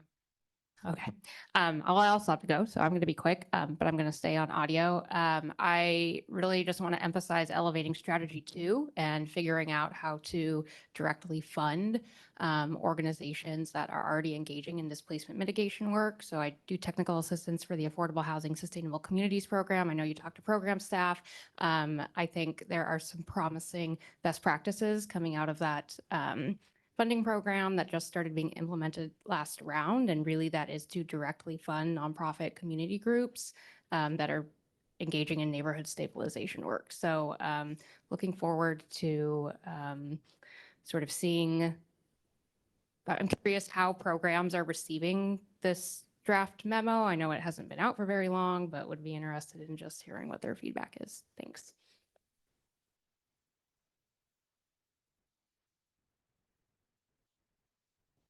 I guess I had more questions about the feedback process. Are there going to be like, some of those going to be March 27th meetings, or are there going to be other meetings that are going to be posted so that way other outside organizations can provide their feedback who might have not had the chance to do so already? Yeah, we will get back to you on that with more formal announcement, and what we can put it on our website too. But the comment period's open till March 22nd, and we did email this out to like a very large group of stakeholders and people who originally participated in the surveys. So it's definitely getting out to community-based organizations and nonprofits, and feel free to forward it on to anyone. Thank you. Anyone else? I just have one thing to add. Focus groups. One of the things that I worked on with actually coming out of funding coming from CARB through UC Berkeley. And that was actually focus groups that I did with transportation and understanding what are the like ground floor grassroots impacts on community groups through transportation and housing, and displacement, and also safety, just so many different, myriad of different groups for focus. Would you consider something like that to be able to actually say that? Because one thing that I don't want to blanket anything, and I want to like hear from the people that are actually going to be impacted versus just a group of people that we still don't really know who and what. Yep, that's a great idea. Like I said, this is just a starting point of the conversation, so we can consider ideas like that. All right, well, I want to be respectful of everyone's time. Everyone here, any last comments? Any comments from, and we're going to move right on to the last. You have a public comment card? Yes, Okay. I'm moving right on to, Benito Flores has a comment. You put 11 and 12 on your sheet. Yeah, pase usted. We have a translator in the room who can help. Okay, ¿tenemos un intérprete? Yeah, my comment is on the number 12. Okay, so It's regarding the the land to the Caltran is selling. I want to call the attention in the Roberti law. The Roberti law give us the right to purchase after 2 years as occupants. So that is the law. So put Caltrans with very bad intention, with very they create the regulation and they say we are not occupants because we don't pay rent. So they are twisting the words to deprive also of right to purchase. So this is okay. I am a member of the reclaimers. I am living on my social security, and I have the right to purchase. But Caltran is depriving my the reclaimers for the right to purchase, creating this regulation. So I submit to you that to tell Caltrans not to do that, not to create this regulation, because this regulation is there is a hierarchy. The Roberti law is above and the regulation is below. So the regulation are trying to modify the Roberti law. That is not right. Then we are talking about the no displacement. We are talking about justice, equity. We are talking about all this, and Caltran is in violation of all that. Why? What is the gain for society to evict homeless people to the street? We are homeless. We, for the first time, we got that houses. We in this month, in March, we are going to comply 4 years occupying that houses under the contract with HACLA. And then they want to evict us. They want to deny us the right to purchase. Roberti law say we have the right to purchase, and now we need to pay an expensive attorney to prove that the regulation is void, because the Roberti law is above and the regulation is below, and a regulation cannot modify the original law because it's above, it's a hierarchy. So but to prove that we need expensive attorneys. That is not right. We don't have money for that. We fight whenever we want, and we are here to ask you for your help. Thank you. Thank you, Diego. Te escuchamos. Up next, I'd like to call on Roberto Flores. Or apologies, we do have one still in the room. Okay, we will move to Roberto Flores. Roberto, you have been unmuted. Thank you. My name is Roberto Flores. I'm a former Caltrans tenant, and a member of United Caltrans Tenant. We are two presenters right now. We're in a community space. And so I'm going to quote part of the Caltrans equity statement, and then I'm going to get a reaction from Tina Moreno. Tina Moreno. Okay, and so here it is. Quote, the California Department of Transportation acknowledges that communities of color and underserved communities experience fewer benefits and a greater share of negative impact associated with our state's transportation system. Some of these disparities reflect a history of transportation decision-making policy processes, planning, design, and construction that quite literally put up barriers, divided communities, and amplified racial inequalities, particularly in our Black and brown neighborhoods. Caltrans recognizes our leadership role and unique responsibility in state government to eliminate barriers, to provide more equitable transportation for all Californians. This understanding is the foundation of intentional decision-making that recognizes past, stops current, and prevents future harm from our actions. End of quote. Hi, my name is Tina Moreno, and I was a former Caltrans tenant, but I'm a proud reclaimer. And even though Caltrans wrote this beautiful statement 2 years ago, they do not stand by these statements. They don't walk the talk. Right now there are evictions going on. We need interventions right now. The Equity Advisory Committee needs to step in and help Caltrans change its behavior. For 60 years, they've been hurting communities. Now they need to help change their behavior right now. Thank you for everything you are doing, but maybe working with Caltrans will give them some direction. Thank you.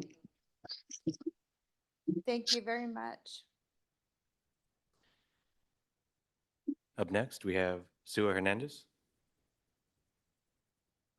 Thank you so much, and thank you so much for your time in the presentation, and thank you for your motivation to be effective as a body that has the ability to, and for your exploration of how to best do that. In the case of Caltrans in the area of El Sereno, the history of their impact is well documented.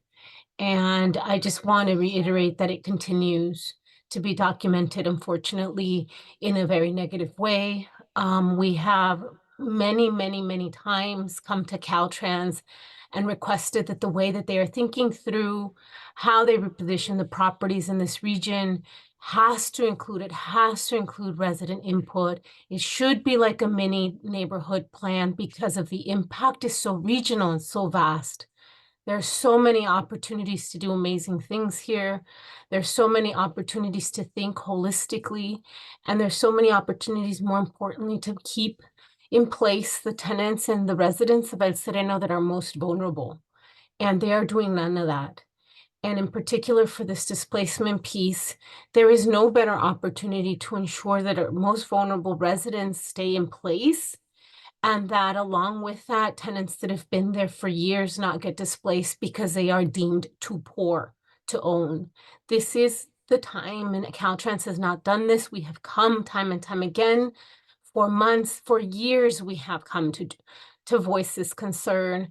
I challenge the EAC to be effective in this way, to make sure that at Caltrans, there's still time. They just recently approved a sale, but we still want to do deep community outreach, and there's still time to make this project a regional project that has the impact that we are meant to have when we want to atone wrongs, like the kind that Caltrans has been proven to have impacted community with. Thank you. Thank you. Up next, we have Brian McLaughlin. Hi, thank you. I'm a longtime Caltrans tenant living in South Pasadena, which is 1.5 miles away from where the reclaimers have moved into vacant and derelict state-owned properties in El Sereno.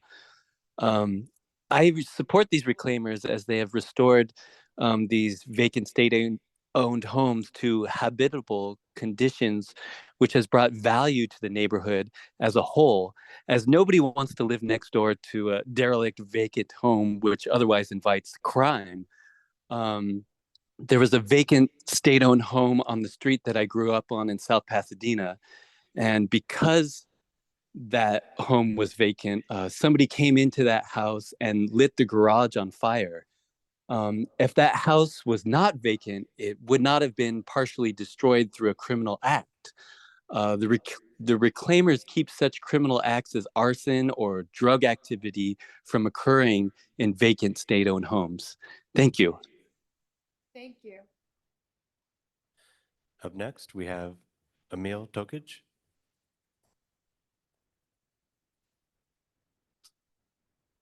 Emil? Emil, you're free to unmute yourself at this time and make a comment. Hi, hello. Thank you for giving me the opportunity to express myself. I'm a longtime resident of El Sereno. I'm 62 years old, and I feel that, and I'm here to support the reclaimers, but I feel that it's time for Caltrans. They created a lot of damage to the El Sereno neighborhood, and it's time for them to leave El Sereno. The reclaimers have established residency in their homes and it would be detrimental to remove the families out of their homes. There are kids that are special need kids, and those kids and the reclaimers do not need to be displaced. I urge Caltrans to act on keeping the reclaimers in their homes.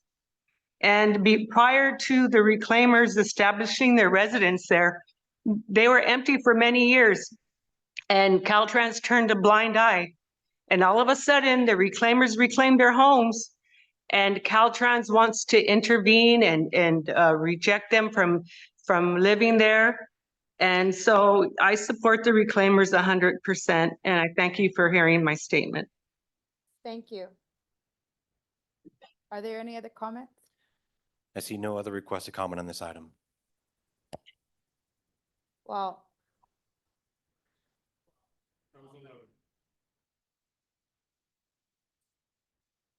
okay, we're moving on to 12.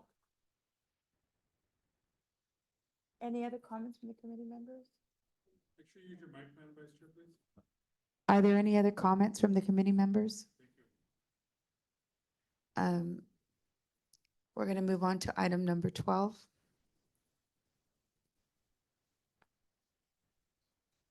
Pardon me, this is Peggy. Am I unmuted?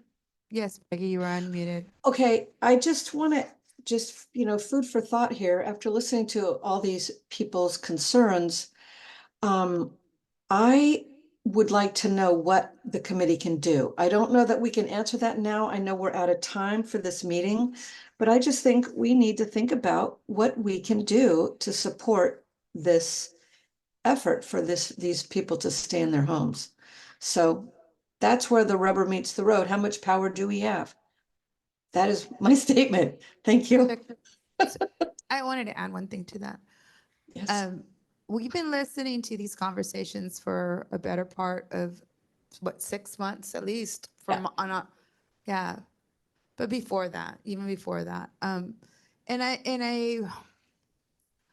vexed to kind of understand how things work and how policy works for these folks. And I'm not saying that we can make a solution. I think that it's important that we acknowledge the people that have come here all the way from LA to this space, and we do acknowledge them. As I said the first time when I encountered them, I see you, I feel you, I understand you. I've been displaced my own self, and I know that it's a scary place to be. I think that I would like for us to be able to have the ability to listen to more of how this is going to play out in the future, and with this reverting policy and how it works. I would like to know more about it, because sometimes, like I say, and I say over and over, the language and the verbiage speaks outcomes. Because if we don't know the language or the verbiage, we ask for something, but it's not what we need to ask for. And then we get the wrong thing, and then we're trying to backtrack and we can't. Once things have happened, things have happened. But it doesn't mean that it's not going to be able to be something that can be effective for someone else or even for them. So I would like to have us be able to have more discussions in that space. And I understand our limitations as a committee, but I also feel that we would be remiss not to acknowledge the fact that there are folks, they're not the only people, and they're the faces that are here in our space, but they are not the only people that are going through this. Yep. So to address Peggy and Martha, and I also, Connie, I saw your question pop up about ad hoc. We also want to bring forward kind of what do we do with this big topic? And our last item of the day is a presentation from the program that runs this, and they can help inform us, and they're here to start the conversation and start the educational process of getting us kind of all there and then, you know, continue to develop questions and areas that we want to focus on, and then we'll return in April, following up with any discussion that happened here on questions and areas that we'd like more focus on. So we're hoping that this presentation that's going to round us out for the day helps address some of these concerns. To Connie, is there an ad hoc? I believe there is, yes, like a displacement, or there was some interest in focusing on that within ad hoc committee. So. Thank you. Go ahead, Ana. Yeah, Member Gonzalez, I was gonna wait till after item 12 because I want to hear more about the excess lands and all that. I'm just like really frustrated right now because, like Vice Chair mentioned, it's been a while already, and these folks are living, you know, with fear and stress and just, you know, all the things that come with insecurity of shelter. And I would like to recommend, if it's appropriate for this body, to have a special meeting to further this discussion and find a solution for these folks, because I can't sit here and be part of this committee if I'm not able to find solutions for people that are suffering every single day. And so I don't know if that's appropriate to hold a special meeting to have further conversations, because I know we have one more item, and it's just, I have to catch a flight, and it's just, I'm really frustrated. So that's my recommendation. So, Flo, are you saying that you're going to be leaving right now for us? Yeah. So, what can we do? Because I'm looking at the table. She has to go, and she has to go. So I think what we can do at this point is we can receive the introductory presentation on this topic, which I think will lay some of the framework for what you all want to explore further. And then at the April meeting, staff from Caltrans will also come back with additional information and can answer the questions that are raised today. And then we can go from there. But I'm also trying to say that there may not be any questions raised because they have to leave. They're hard pressed. Otherwise, they're not going to catch anything for today, and they're Well That's taken, just thank me. you. We could offer a briefing, and we can also reach out as staff to the committee members, take your questions via email and make sure that those are redirected to the appropriate staff at Caltrans. I just don't want to wait till the April meeting to resolve this. We need to resolve this like in the next coming weeks before the April meeting. I'm just want to clarify that. Can you stay for just the briefing part? Thank you. Thank you.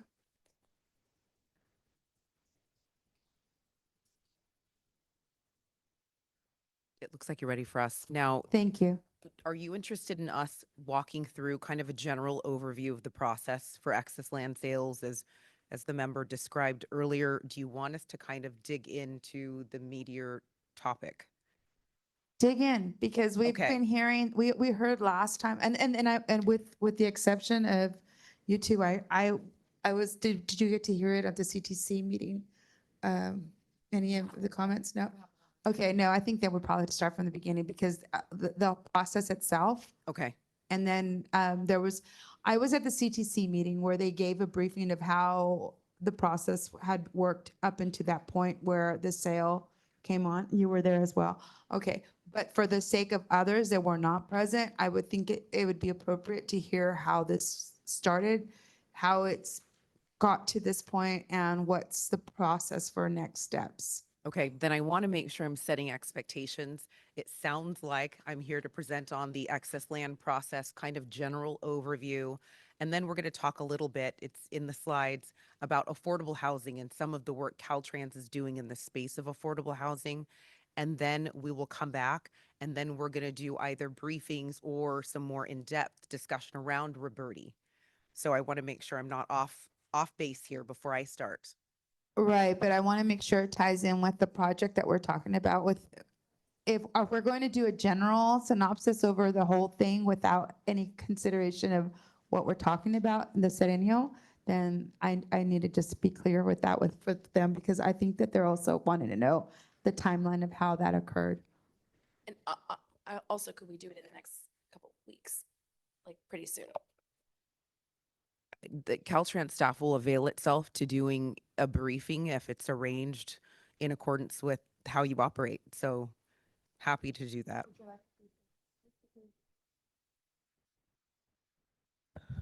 I guess, yes, the briefing will be helpful for sure. I just want us to be intentional of addressing the concerns of the folks that have been coming meeting after meeting after meeting and not getting a resolution. I know there may be legalities behind it because there's litigation, whatever. Okay, I understand all those components. I just want us to come out of this space with a solution for people that are facing that fear of displacement. So that's what I want. So, No, go ahead. Sorry, no, that's okay. I don't have any comments on this. Okay. May I? Yes, you may. Okay, this is very sensitive subject matter. This is not a discussion that can be taken lightly. We're here to talk about the excess land sales process, but we have folks here who are in need, right? They're in need, they're in vulnerable positions, and they are households who are in properties that were vacant, that are owned by Caltrans. But it's very important to note that there are, I want to say, based on the last study that I read, 1.2, I think, million houses that need to be developed for affordable housing to meet the affordable housing needs in the state right now. And so what we have are properties that were vacant and that were occupied by folks in need. But how do we decide to put them then ahead of other households in need, given that there is statute and Senate bills, 3 recent Senate bills, no less, that really guided the way the department is required to sell these properties. So the department doesn't unilaterally kind of jump in and decide to reprioritize when there are other households in need and housing related entities ready to take over these properties to put them to affordable housing use. So it is a hard discussion. So I'm just gonna kind of like regurgitate what you said in a way that our audience also can understand. So first of all, how did we acquire these houses? You know, that would be the first question I understand. And then the other part is, I understand there's policy that's out there that says, hey, there are so many people that are not housed and you're sitting on land that's not being used. So you are required now to liquidate this property, correct? And you're looking, and the way that it's being done is perhaps through other organizations such as HUD and other housing, driven agencies that will make that use of that housing or land for others to be able to move in. Is that correct? Yes, it's not HUD, but housing related entities Right. who would put them to affordable housing use. So I what think you're we're on saying track. to me is that as we have this properties, it's not something personal that we're taking upon ourselves to say we are deciding. It's that we're liquidating, and the process is the liquidation. It's just like I'm gonna sell. No, I would say that it's difficult to insert a department who's here to administer the laws, right? The department isn't here to move at its discretion, to move counter to given law. And so it's when these sales are affected, there is a prescribed process. And I think that this is a very, it's an area where the representatives are very engaged and the community members are very vocal and they're very plugged in and they're speaking through their legislatures who are actually, since the beginning, the last formal regulations, I think, that were passed in 2016 or 2018, no less than 3 different bills have been passed to actually direct the department as to how to sell these properties. So that's kind of what I'm saying. Okay. Thank you. Of course. Do you have any questions at all? Anna, go ahead, because this is everybody's got it. Yeah, I guess I want to be respectful and let you do your presentation. It just kills me because I've been a part of the housing element process, SB 9, SB 10. I'm very well aware of all these initiatives and laws and new statutes, but I'm gonna tell you right now, in the Inland Valley, it's not working. We have been rezoning commercial and housing zones to industrial to build more warehousing. And our cities are sitting there with a non-compliant housing element, and the state is not doing anything about it. I've seen AG Bonta go to like Huntington Beach or something to sue them for not, abiding by the housing element. But in cities like Pasadena, like Inland Empire cities, these cities are just continuing to violate the housing element and they're not building affordable housing at all. And then we have instances such as Caltrans and other agencies that hold land for potential housing development. And they're saying, well, we're not in the business of building housing. There has to be a housing developer that has to come in and do it. But yet we have properties, like it was mentioned, that can go through liquidation or other sources of potential housing development or keeping the housing that's already there. And we're just not capitalizing on those opportunities. And it's just really frustrating because I've been working on the housing element directly. I actually have an active lawsuit against the city of Rialto because they refuse to abide by the housing element. And we're just sitting here while there's more homelessness happening. Single moms are couch surfing with their kids, with family members. We have, it's just, I don't have to reiterate what we already know. So yeah, that's it. All right, thank you. Go ahead. My apologies, Member Gonzalez and committee. I was not meaning to speak on general bills that speak to Inland Empire areas, and I'm not well informed on those particular matters. I was speaking to the recently passed legislation that was very specific to Roberti and how the Roberti property should be disposed. And these are SB 959, SB 51, and SB 381. They're all very specific to this area and the Roberti statute. I missed that last state bill, which can you say that again? No problem. I'll go backwards. 381 was the last one. And then we were looking at SB 51 and SB 959.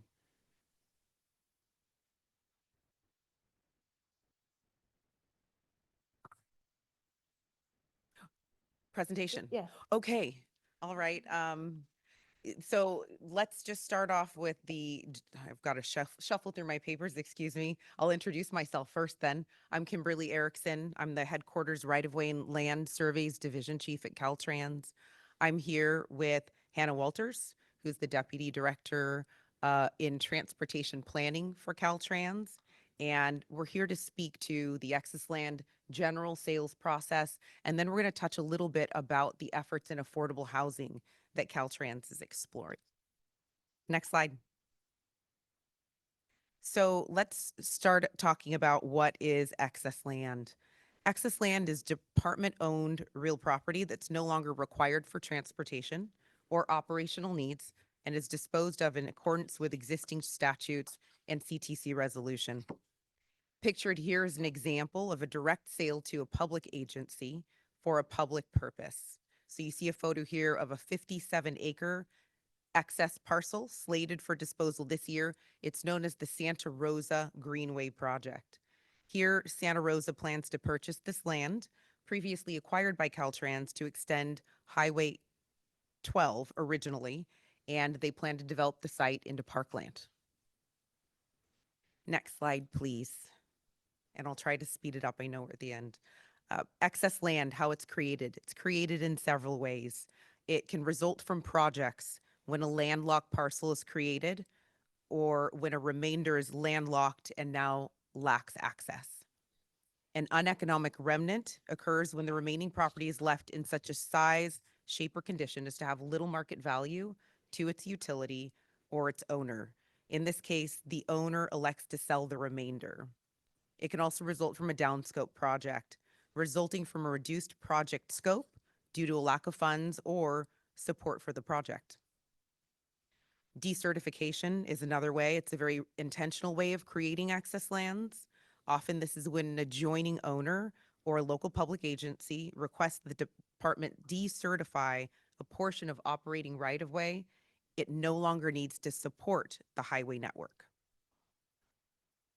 Lastly, sometimes operational properties are decommissioned when they're no longer necessary. And this is kind of your maintenance stations, material and disposal sites. When they're no longer needed, they can also be decommissioned and sold off as excess.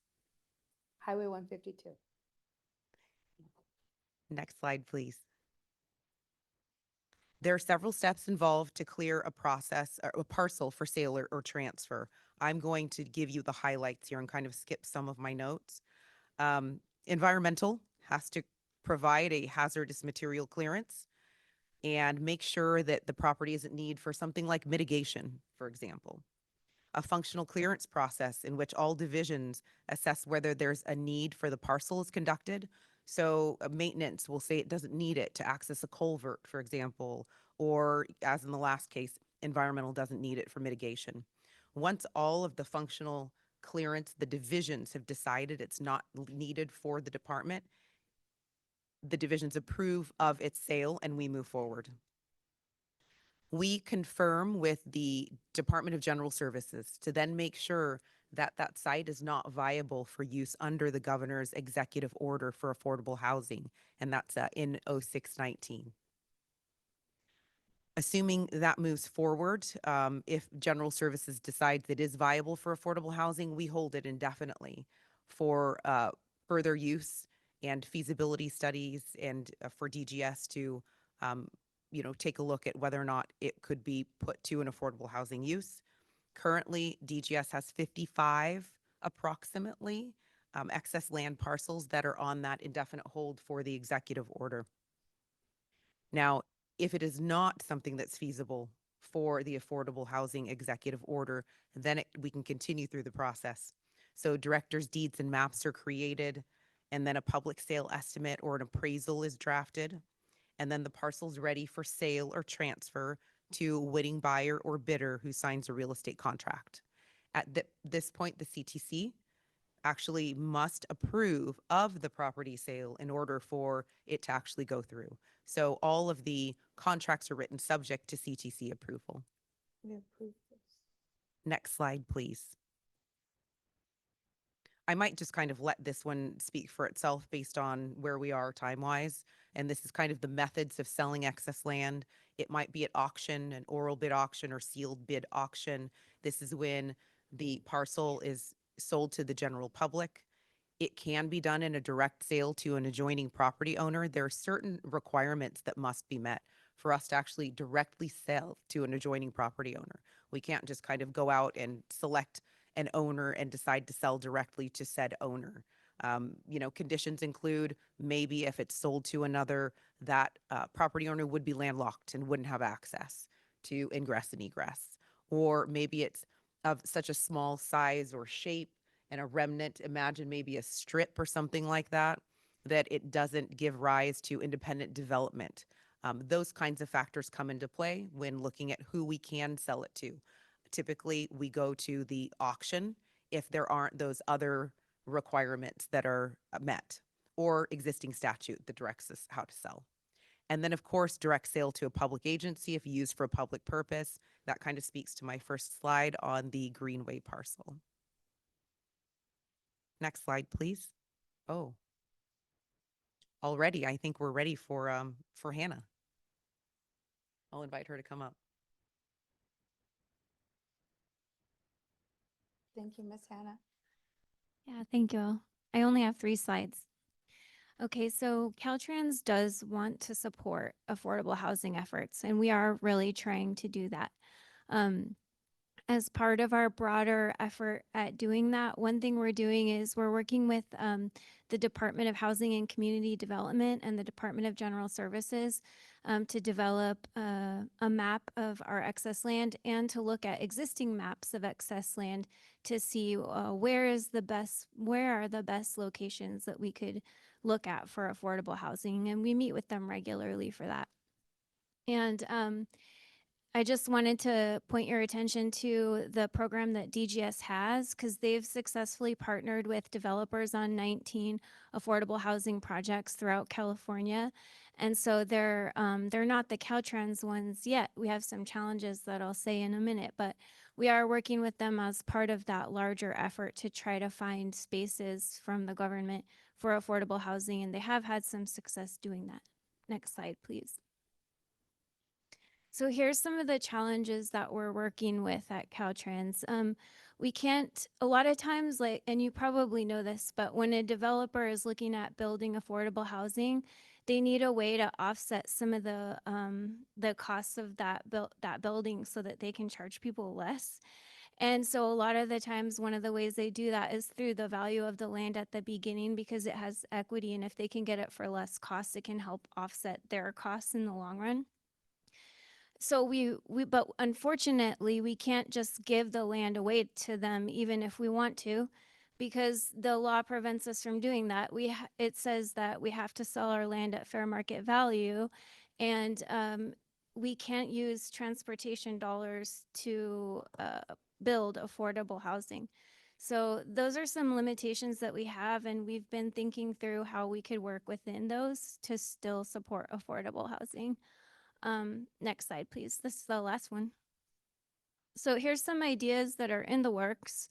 One is, where could we use affordable housing as mitigation for transportation projects? Because that would be an allowable way to do it. So we're looking at where we might be able to do that. A grant program where potentially we could use like we would not be using our transportation tax dollars because we're not allowed to use those, but some other fund source to partner with developers or cities and counties who want to buy excess land for affordable housing to give them a grant to purchase that land from us. So that's an idea we've thought of. Trying to sell the land on the open market at fair market value, but coordinating with departments who offer incentives. And then also just really trying to build infrastructure that is good for people who, if there's like LA Metro, for example, has an affordable housing program, how can we look at where their affordable housing developments are and then try to promote building infrastructure around those that are good for pedestrians and bicyclists, because like we're good at transportation, it's what we're used to doing. So how can we partner with affordable housing developments to try to build correct infrastructure around those?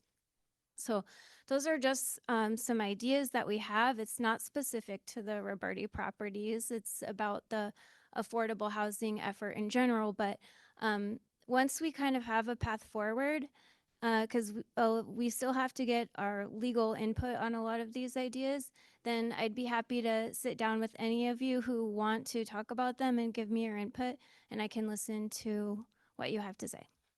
Thank you. Thank you, Hannah. Any comments? I just want to say one thing. Like, I don't know if you've ever used the like Project Home Key. It's a way of like getting land, and you're saying that you can actually work with like CBOs and developers, and you would acquiesce your land. They would buy it from you, you know, and they would actually get funding from other sources like government that would actually pay, and it would be like a collaborative of a collaborative measures to be able to acquire that land for housing development. It's Project Project Homekey. Home Key. Okay, Mhm. I'll look it up. Yeah. Yeah, community land trust. Well, I want to be respectful, if we can say that. Thank you, everyone that has participated today, and thank you for your time. Thank you for your commitment. For those that came far, we have one public comment. Oh, yes. Oh, sorry. Thank you. Yes. Fanny Guzman. Thank you. I'm so sorry, Fanny. Okay, thank you, Fanny. Hi, everybody. Thank you for being here so late. My name is Fanny Guzman, and I am the facilitator of network building and people's policy initiatives for El Sereno Land Trust. We are geographically located in Northeast Los Angeles, and part of my duties is to work with tenants throughout the Northeast side of Los Angeles, including the Reclaiming Our Homes campaign and Los Angeles Tenants Associations. I am here to submit a resolution on behalf of all the tenants impacted by Caltrans defunct 710 freeway corridor.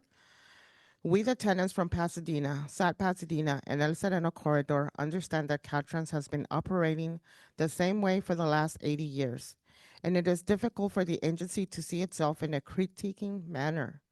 Caltrans' systemic and cultural redlining behavior has been leading to several lawsuits. Caltrans' current method of resolution is based on lawsuits, and Caltrans United Tenants is getting ready to file a new lawsuit. Lawsuits are taxpayers' money being wasted because of Caltrans' lack of equity, transparency, and accountability towards the community it impacts. This is just the tip of the iceberg. If you go to talk to every single home in the 710 defunct corridor, it is clear that Caltrans has no idea what equity is and needs support in learning how to implement a new, inclusive, and equitable process. Caltrans needs an intervention now, not later, but now. Justice delayed is justice denied. We would rather fix things differently, as Caltrans needs outside support, and this commission is precisely for this type of intervention, desperately needed to shift the current Caltrans processes of culture that is not equitable towards the communities it has harmed and continues to harm, as Caltrans is planning to disqualify most of the people applying for affordable purchase using their internal regulations to prevent them from accessing the Roberti rights. And as I mentioned before, on December 8th, we have found ourselves at a crossroads of intersections that impact housing, public health, and climate sustainability that need to be addressed with equity as the most impacted and vulnerable communities that are impacted by Caltrans.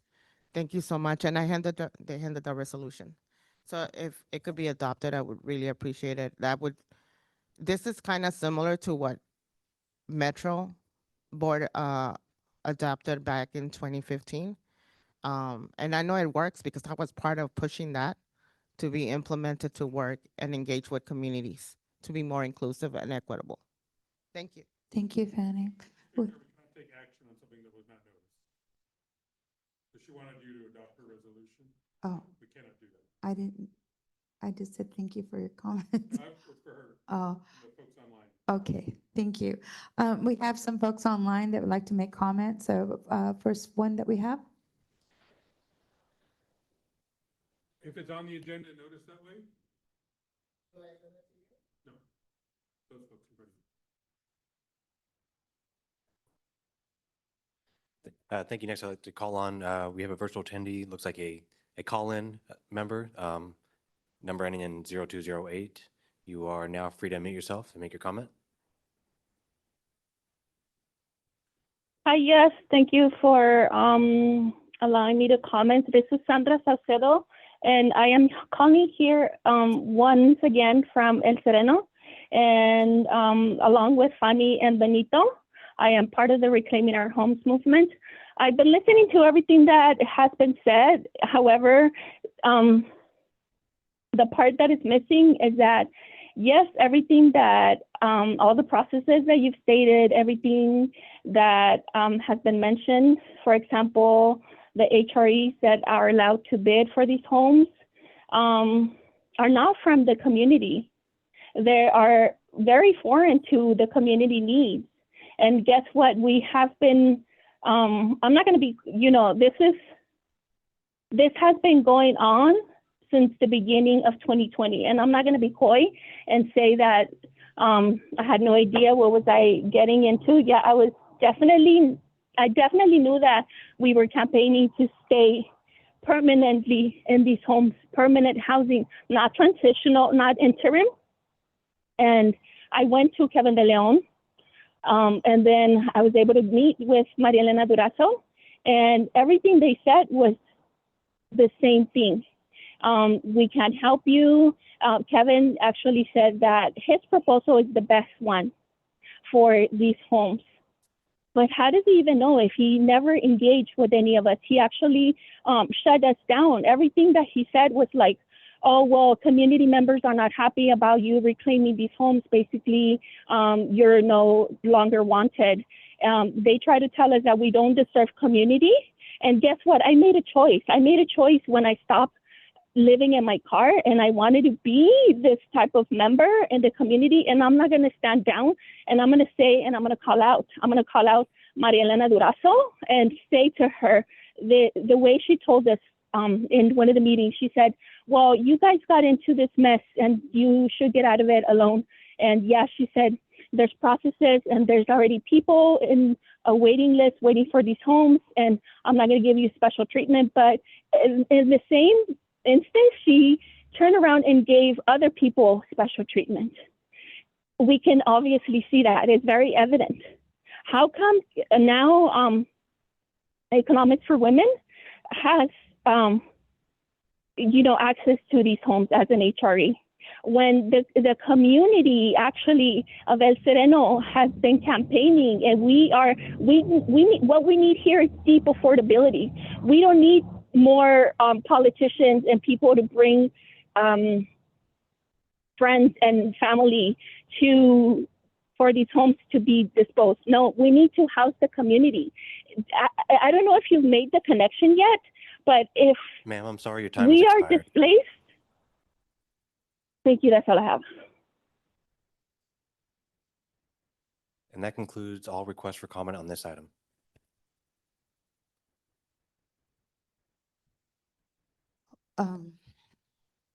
Well, I want to thank you all for your participation, for the speakers online and present. Again, we're dealing with real human value, and it's uncomfortable. If it wasn't, then it would be all easygoing, and this wouldn't be a hard thing to discuss. I thank you all for your expertise. I thank you all for your time and your diligence. I thank the residents that came for their exercise to their voice and their narrative of what they are feeling and dealing with. And I thank my committee members for being here with me till the end, and those that are online. I just really pray that this will be something that years from now we can look back and say, wow, we made a difference, we listened, and we made a difference. And right now, I'm just gonna be grateful for the space that we do have today, and with how we can still sit here and listen and talk about things that maybe no one else will attack or even be brave enough. And I look at all of you and I say, you're all brave. Thank you. Meeting is adjourned. Actually, Do we have something else? one final closing One item, final closing. 35 seconds, and then Our next we'll have meeting. public comment on Mhm. that. We'll be done. Marilyn's so fast. Going so fast.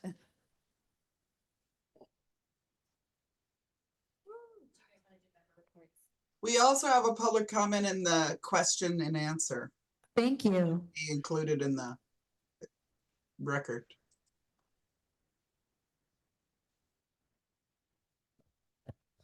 Okay, I'll go and read that question we received during that item. This comes from Christopher Sutton. Caltrans is misrepresenting the law on the scope of required fair market sales. They fail to cite any code section. What is the code section? Caltrans has destroyed over 200,000 units of affordable housing since 1950, but no mitigation on this impact has occurred. Thank you. Do you all want to provide member reports? It's optional. I don't think there's any today. And is there anyone online that would like to make a report? I do want to say that I'm very grateful. My birthday, I will be 58 this Thursday, and I am very grateful to be part of this process in my third year. So thank you. Thank you, Vice Chair. I'll conclude with our staff closing remarks.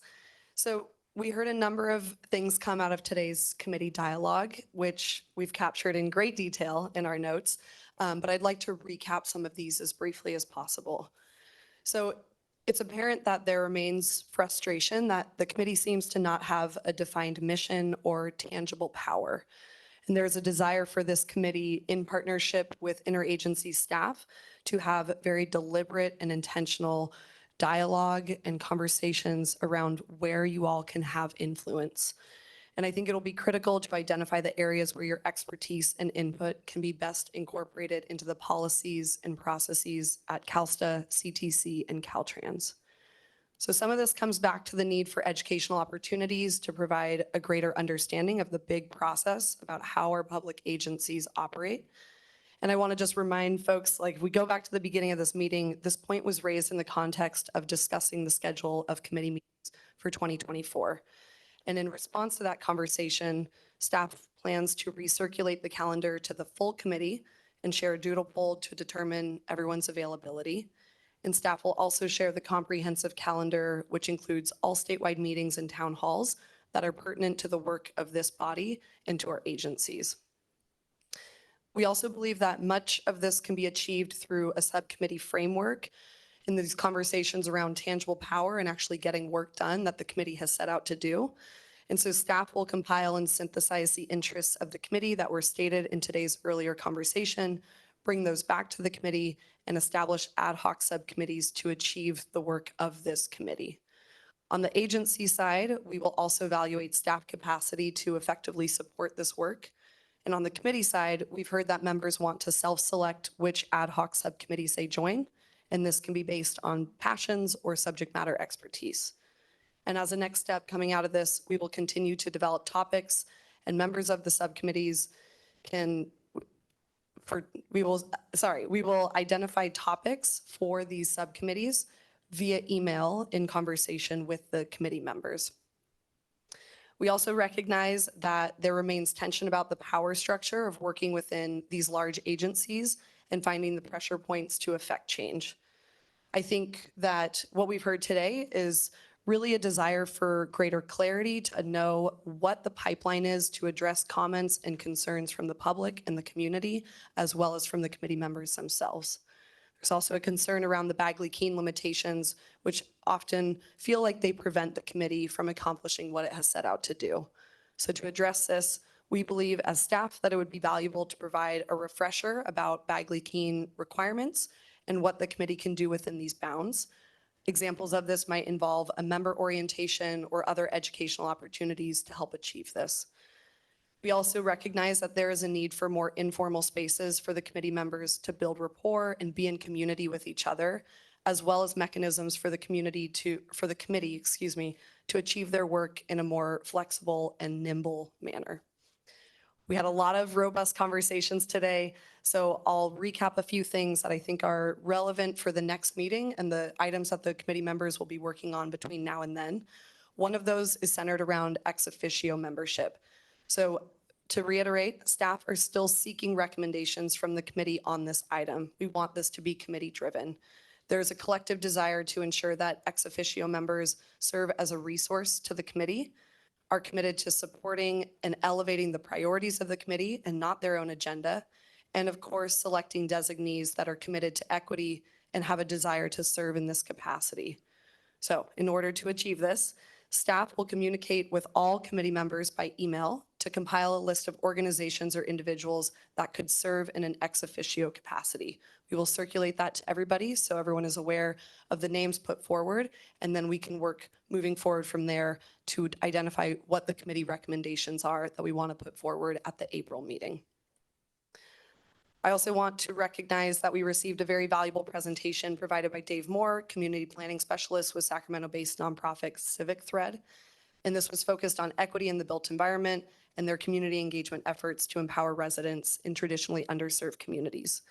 And to conclude, we also heard very informative presentations about the 2024 SB1 program guidelines update, the draft housing and transportation anti-displacement memo, and Caltrans excess lands policies.